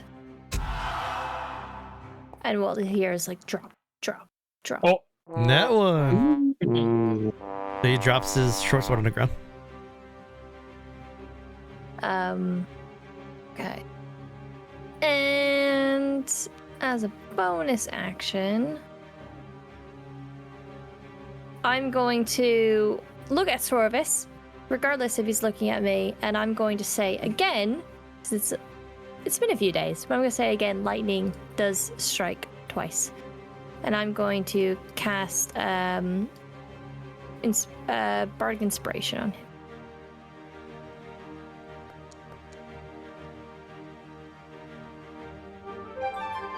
Fancy. And that will be my turn. Oh, that's quite fancy, isn't it? I mean, keep holding them and punch them twice. Bam! Wow. 17's hit. All right. 22 is a hit. He's bloody. All right. Are we trying to take this one alive, Clarabell? I have no idea. I don't know who this is. And then she's going to electrocute him.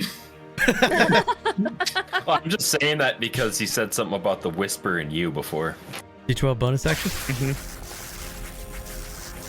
7. And then action will be dodge.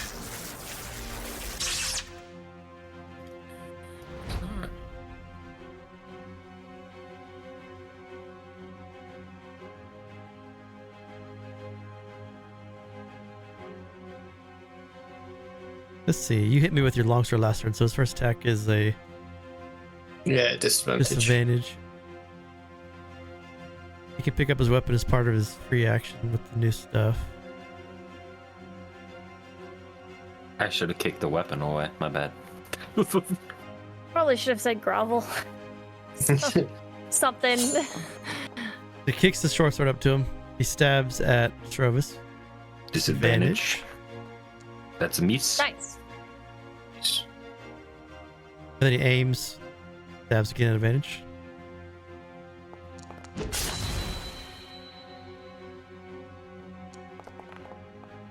Oh, That's a hit. Spicy. at least it's only 4. Then you Three. take, Plus 4 6. shows up. Plus the Oh, no. 3d6. God. 17. I'm still up, I think. Thanks to Like what, my 3 Bardic HP? Inspiration music. I mean, yeah, well, I have 5. It's fine. Yeah, that 8 helped. It did, absolutely. Kazrak. Oh my god. I would have been Step down there. to 2 if that would have been there. am I gonna get the 4 kills? It's rogue stuff. Unsung All right. hero.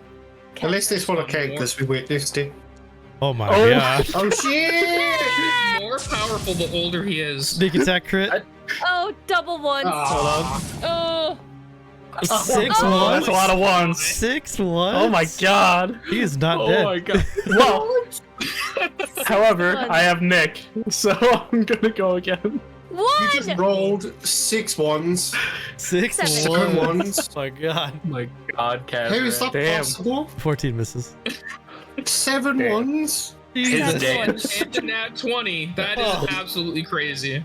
his dagger's just too covered in Damn. blood. It's just slipping everywhere. 7 ones. You hit him with the right end? You're so old. You got limp daggers. You know, that is Oh. I was trying to do it at non-lethally, but it doesn't matter. That is insane. Marin. Oh, I would have disengaged too with a bonus action. Yeah. Oh well, swing again. Oh my days. Can I just hit me? 7's miss. Huh? Isole. Ooh. Okay. I think people are okay. Maybe. So I am going to cast.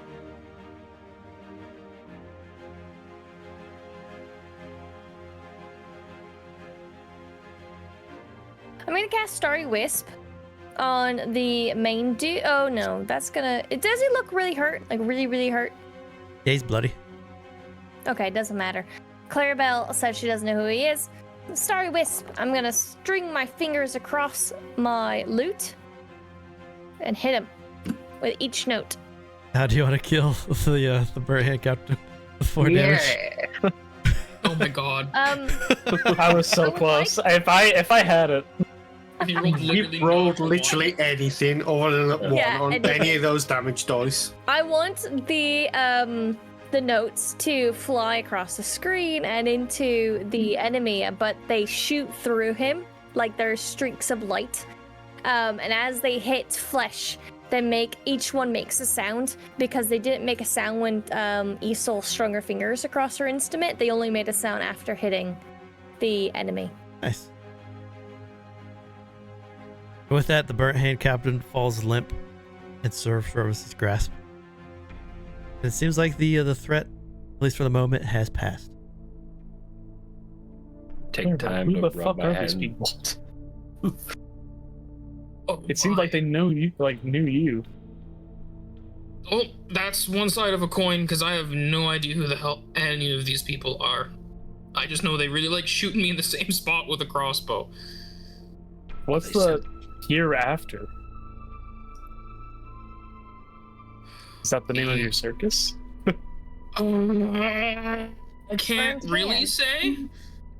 That's one thing you could call them, from what I've learned. Wait, call them what? What do you mean? What? Marin, do you want to help me down? Would they hear I'll sign it off. the Just bills like for getting ready to me? catch you.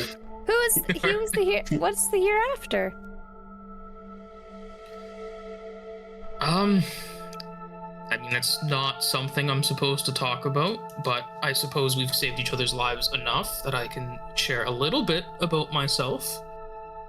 The hereafter. Wait. Should we do it in the confines of a room? Probably. I have a lot of blood not in me, so I'm not really thinking straight. I think most of the blood that is in me isn't even mine. Let's That's go to new. the inn. You would also know Srovis, Kazrak, and Isole are all severely hurt. Yeah. With your I'm speed levels. somehow the most healthy, except for maybe Marin. I don't understand. I have 24 health. I know. Well, I was doing fine until that's more than my capacity of health. I was. I'm very I don't healthy. know why I bother cleaning this robe. My fine clothes. God damn it. Maybe we should just buy Srovis some more robes tomorrow. If this is gonna be a common thing. Well, Inn. they're just all gonna get bloody. Might as well keep this one. That is such a I'm man's just gonna way of thinking about it. I'm gonna check the captain, see if he had any paperwork or whatever else on him. Okay. Shuffle through his pockets, anything that might be anything. The captain. If Go ahead. the burnt hand is, or whatever these guys are, looking for you might want to get off the streets fast. Yeah. Well, I can just give me like 2 seconds, and she's gonna like move into the alley, and after like a minute or so, she'll come out wearing nobleman's clothes. Well, And she has like dark tan skin. She's minor illusioning her skin to not be between that and the disguise kit. She's making herself look like someone else. Srovis have any idea what the hereafter or the scorched hand are? Not what they do, just know of them. The hereafter is pretty well known. or people that are like higher scholarly, so you probably would have an idea that they're a thieves guild.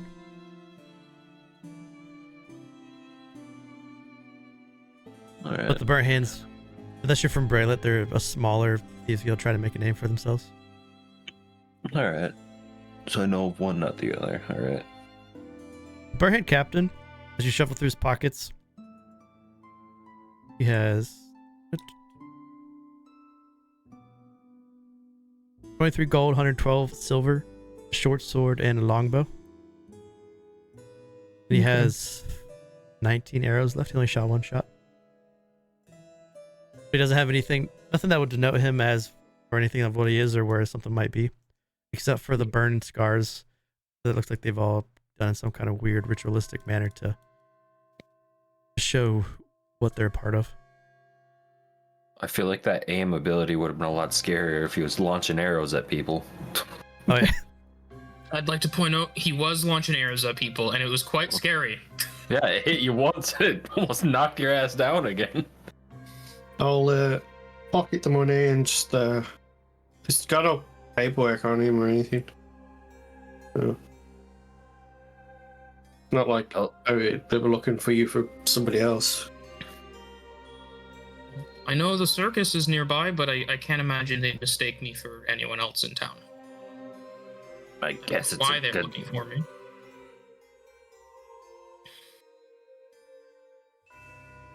Is it a good thing?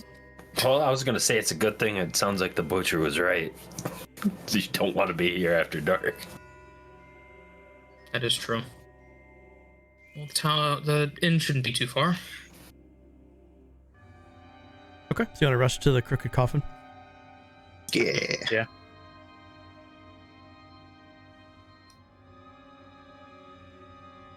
Making your way into the Crooked Coffin. This will be the first time for some of you to step in. It is that same sagging wreck of a building filled with crime and regret. There are still a couple people drinking here. Varkas and Brajals behind the bar as you all step in bloody and battered. As you do, Varkas sees the state of the five of you. And he lifts from the side of him. He has this warhammer and he picks it up and he puts it on his shoulder. And he looks past, almost like he's expecting trouble to step in. After a moment passes, we're good. Puts it down. Tough night on the streets out there. Aye, yes it was.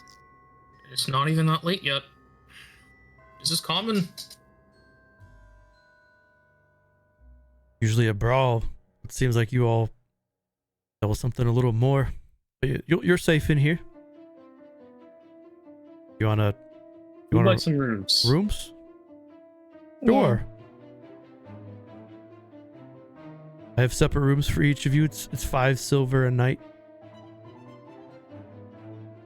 I'll hand over the 25 silver. The 5 rooms. Wonderful. Well, if you go up there, you will find buckets of water. You can wash yourself off a bit at least. And if you do want supper and a drink, come right down here to the bar. And he points to the stairway which lead up to the rooms. Thank you, Varkas. What's for supper? For supper tonight we have 2 offerings. One is the black ale stew, the thick, murky stew with dark ale, blackened onions, and root vegetables. Also have some bread. Then we have salt-crusted eel pie. The flaky golden pastry stuffed with eel pulled from the bay itself. Slow baked in our oven. Little briny. I'll take an eel pie. I'll be down shortly. You got it. You know, from your description, did you learn from somebody called Taterwise? Name's not familiar now. Probably a good thing. Probably for the best. Yep. I'd like a stew, please.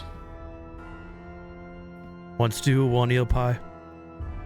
Each food Stew for me, offerings Varkas. 2 silver. Those two I'll eat for give free him the- tonight. He points at Isole and Kazrak. A wink at him. I'll give him 10 silver anyway, just to pay for the 5 foods. Captain Friends paid. Much appreciated. He sells one boat and thinks he can pay for everybody. The 5 of you are the only ones staying upstairs tonight unless anyone else comes, so feel free to do what you need to do to stitch yourself together.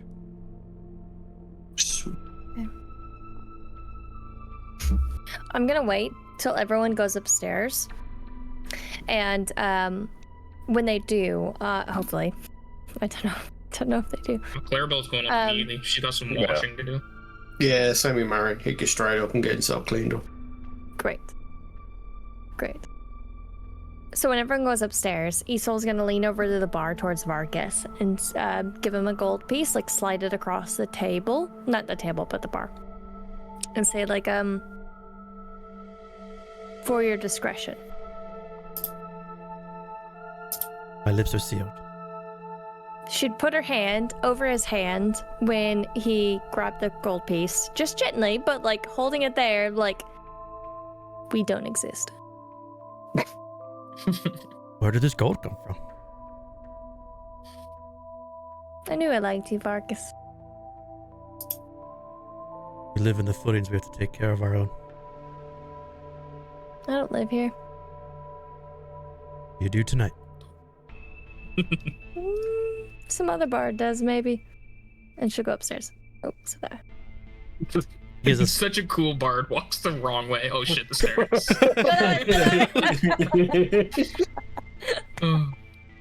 He gives a slight chuckle. As if 5 of you are in your rooms, presumably like cleaning yourself, stitching wounds, healing, short resting. You do faintly hear Srovis with your highest perception check. It sounds like Vargas has asked a question about if someone came into the tavern, and you can hear him say he's never seen someone like it before. That throws off the scent of something that popped their head in. Y'all are upstairs. We all have individual rooms. Yeah, you should have an individual room. Walking in, it's just a straw cot. There's a bucket. And there's a blanket on top of the cot. It's very, very meager. But it's a room with 4 walls. About 10 by 5.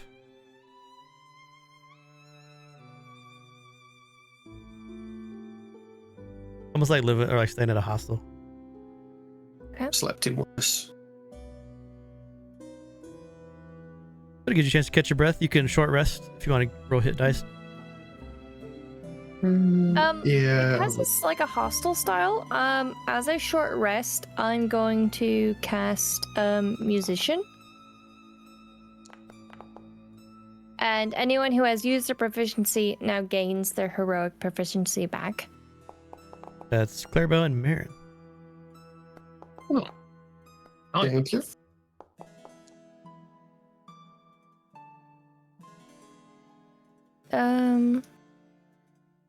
Let's go. When you short rest now, I can see what you recover. Like I can see Marin got 1 second win. Yeah, one it's pretty extra. cool, that little feature. Yeah, I never noticed that. Yeah. That's quite nice. I think they recently added it. Yeah. Yeah, Monk's so focus. that needs Cool.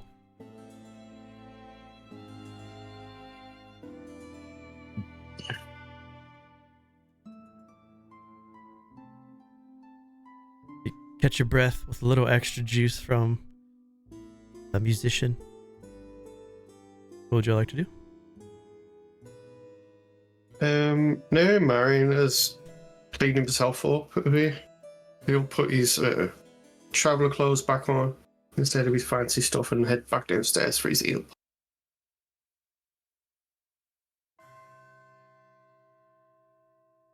This is the first time in a while Clarabell has been bloodied.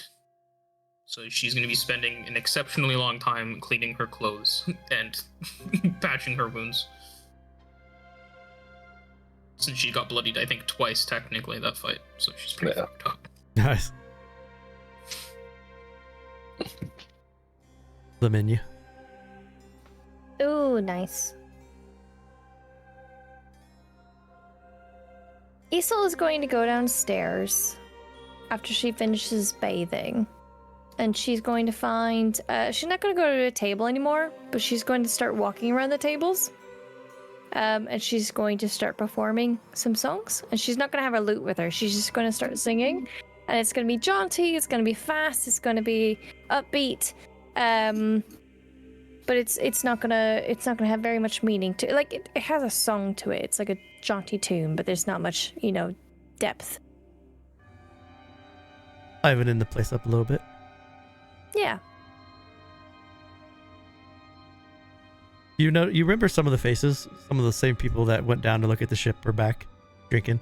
And as you walk by, they give you a nod and a smile and raise a glass. You could see that there was probably Marin's the only one who noticed, if at all. But like going down the stairs, it was just like straight-faced Isole who didn't look at, like, she looked at Marin, she looked at like Vargas, and then going into the surrounding tables and walking around, she just turned on her performance mode and her shoulders relaxed, and her like body language eased, and she seems to be recovering a little bit quicker.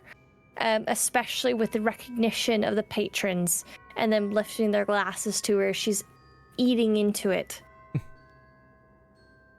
Her ego grows. To replenish her strength.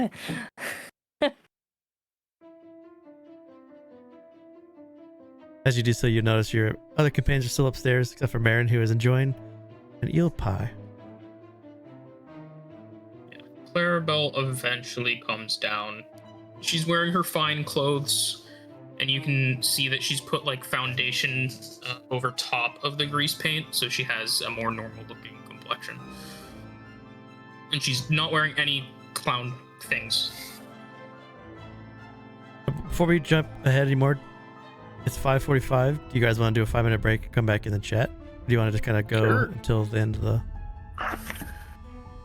Either way, I'm fine. However you guys want to do it? I'm Yeah. good. Whatever. Okay, so you do a quick little break, Yeah. quick break, and then come back? All right. Yep. Sounds I'm fine. Yeah. Be right back. Excellent. Get the drink.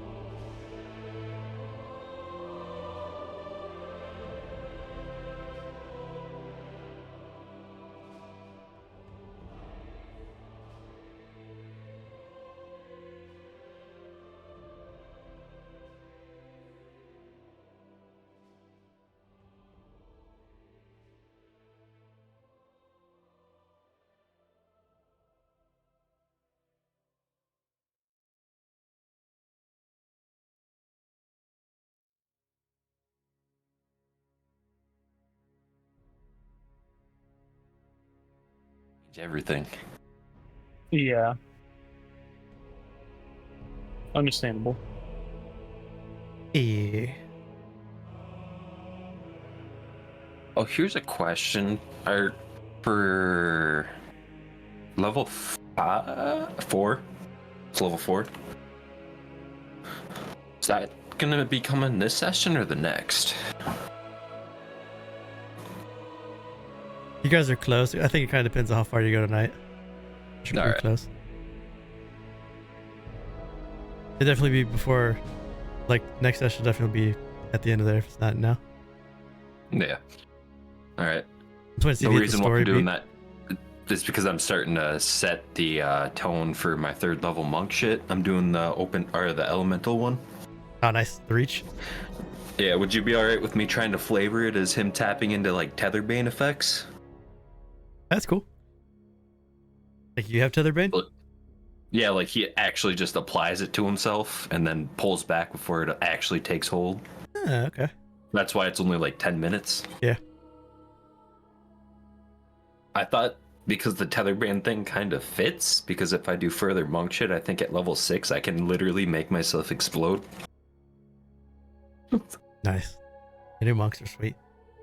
Yeah. Just being able to do, like, grapple stuff is cool.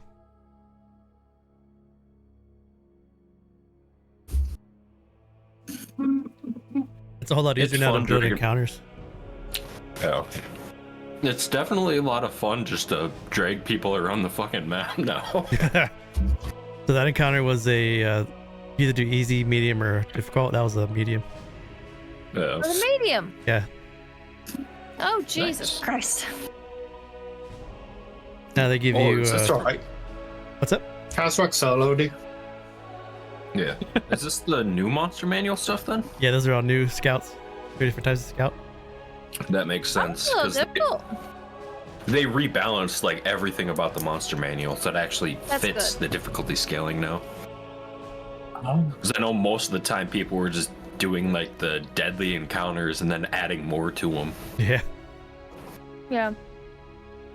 So now you get a certain amount of XP for each of your levels. I get like 225 if I want to do medium, 400 if I want to do difficult. Add them all together. And then each monster has an XP cost and you just subtract it. That's how you build the encounter. It's not. Seems a lot easier. Okay. Yeah, it was a pretty balanced feeling fight too. Yeah, so It that was seems a quite medium. balanced. That's medium. That's crazy. Old medium was like you could sneeze and everything died. Mhm. Yeah. Well, wasn't there like very easy medium? I think there's, like Something trivial, up. moderate. Yeah. Yeah. It's a lot easier now to build encounters. Yeah. That's Good. good. That's good. But I have Marin at the bar eating his eel. Clarabell had just came down wearing fine clothes. Isole is walking around entertaining the patrons. And I got Kazrak and Srovis upstairs in their rooms. I think if he has a couple hours, you'd be taking that time to make a couple vials of holy water. Okay. Specifically because those are ingredients for casting protection from good and evil, and that spell is actually pretty fucking good. Oh, I thought it was the fear of random ghost children. That's what I That thought. too. Oh, It's like smart protection against ghost children. No, it's yeah. No, that's my the 3rd vial I'll eventually make. The backup for that. Regular ghosts are fine, but nah. You don't mess with the ghost children.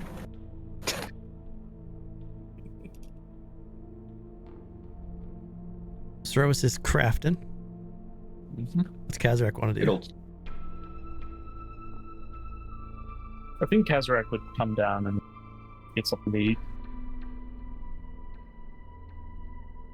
Kazrak to come downstairs. That's my bad.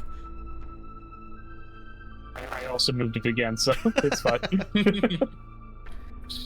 Clarabell is going to use one of her vials of sauce and offer anyone to have some if they would like, as she puts it on top of her stew and starts mixing it in. I don't think Kazrak has had it, so Kazrak will try it. Yeah, let's go. Don't get hooked on the sauce, Kazrak. yeah. It's a slippery slope. It definitely gives needed flavor.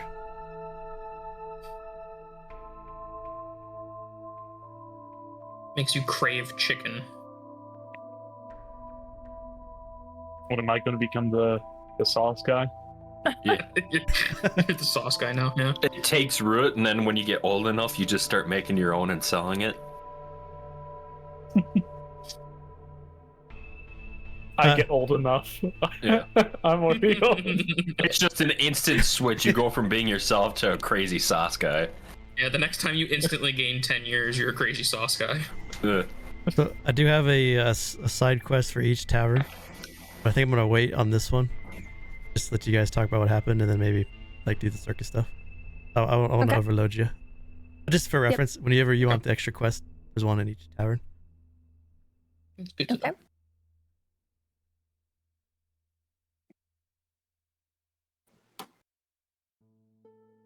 What would y'all like to do?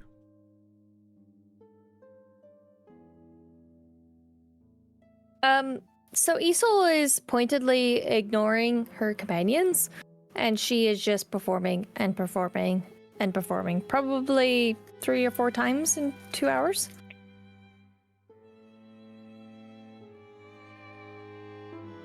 Clarabell is going to be eating her black ale stew quietly until she's just not introducing conversation.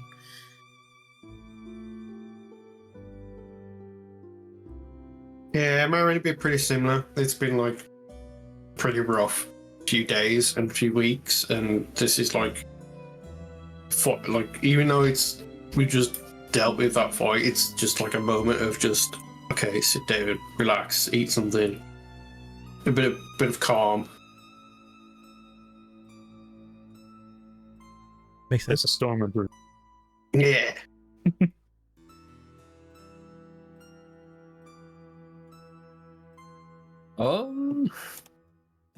Varkas, where's the circus around here? Well, circus is over by Days Inn Gate. Haven't been. Actually, I haven't seen many people head that way in a bit. At least a month. Maybe longer.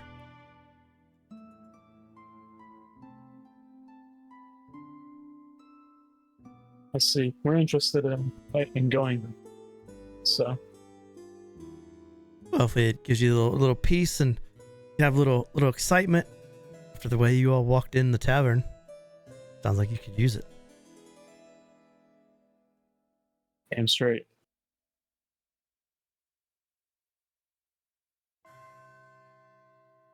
The nice thing about Varkas, as you've been sitting here, is he listens a lot more than he speaks.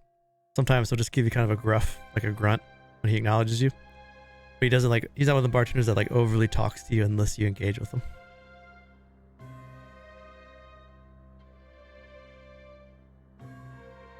Makes sense for shady side of town bar. Yeah.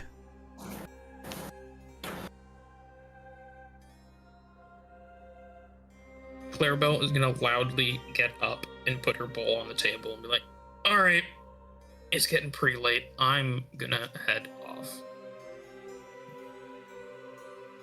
And she'll Yeah, wait a second or two to see if anyone responds. And if they don't, she'll just walk upstairs. I'll be Sleep up tight. myself shortly anyway.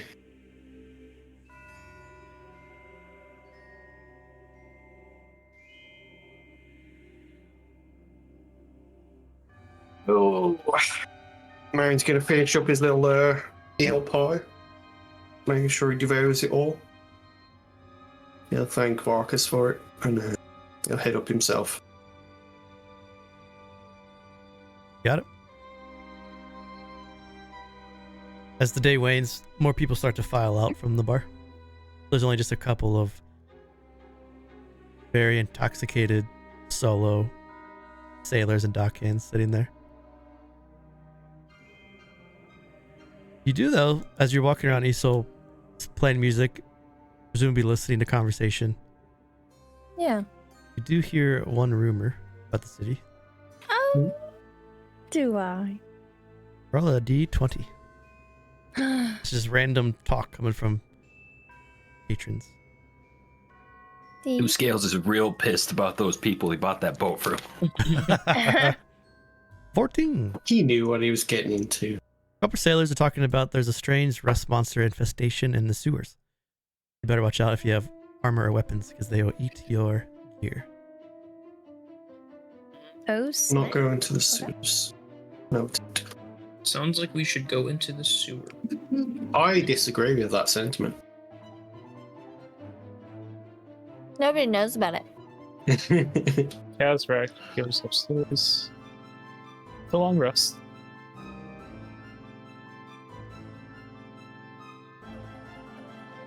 Isole walks around tables and sings and strums songs until probably the last drunkard doesn't even understand what she's doing, and she doesn't understand what she's doing because she's so tired. And she did stop to drink and she did stop to eat, but she didn't want to stop until there was so obvious that no one was around listening.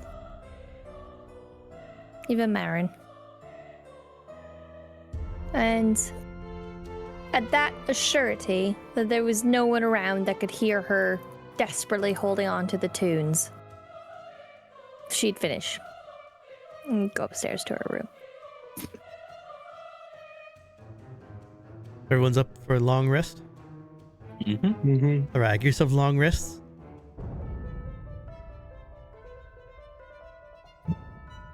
And a day has passed.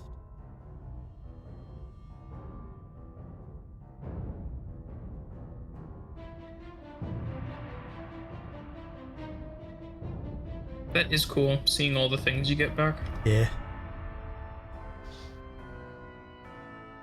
Game to hit twice. Let's go. As you all take a long rest, wake up to the sounds of the day starting around you. Since you are at a pretty prime spot, you would hear like horses clip-clopping on the cobblestone outside, traders coming and going from the gate. The ship, the docks are starting to come alive. It is 6. Do you want to stop here, or do you want to go a little bit longer? I'm good with stopping, because I still technically need to eat dinner and such. Okay. But if people want to go, I'm not against it. All right. Well, I mean, just finish the long rest seems like a good spot to stop. Yeah. And if we're going to go see the carnival, it might take a bit, so. Yeah. You guys are this close to a level up, so you'll level up next session. Bruce. Stop giving a cock tease and just let me level up. So what you're saying is if we didn't roleplay on the boat for an hour having fun, Yeah. we'd be level 4. I guess you go to 4 after So you you're go to the saying we circus. should go there now? Yeah, which is right now. I mean, it would If we got probably. it right now, we level up? Okay, Yeah. okay. Yeah, We just need to run outside and kill a couple guards and then go back in. We're good. It would add probably another half hour, 45 minutes. So it's probably Ah, a good idea to wait till next week. We'll start playing Yeah. next Saturday. That's good with me. Next Saturday we return and you guys start off inside Crooked Coffin. Hell yeah. Into the big cities now. Nice. And that was session 9 of this campaign. Nice.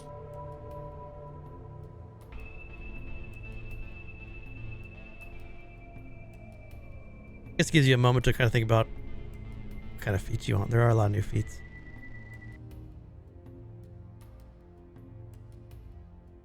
I don't get a feat for a while. Oh yeah. You get a subclass. Yeah. That's pretty cool. Yeah. I will be incredibly tempted to sell the sword at level 4.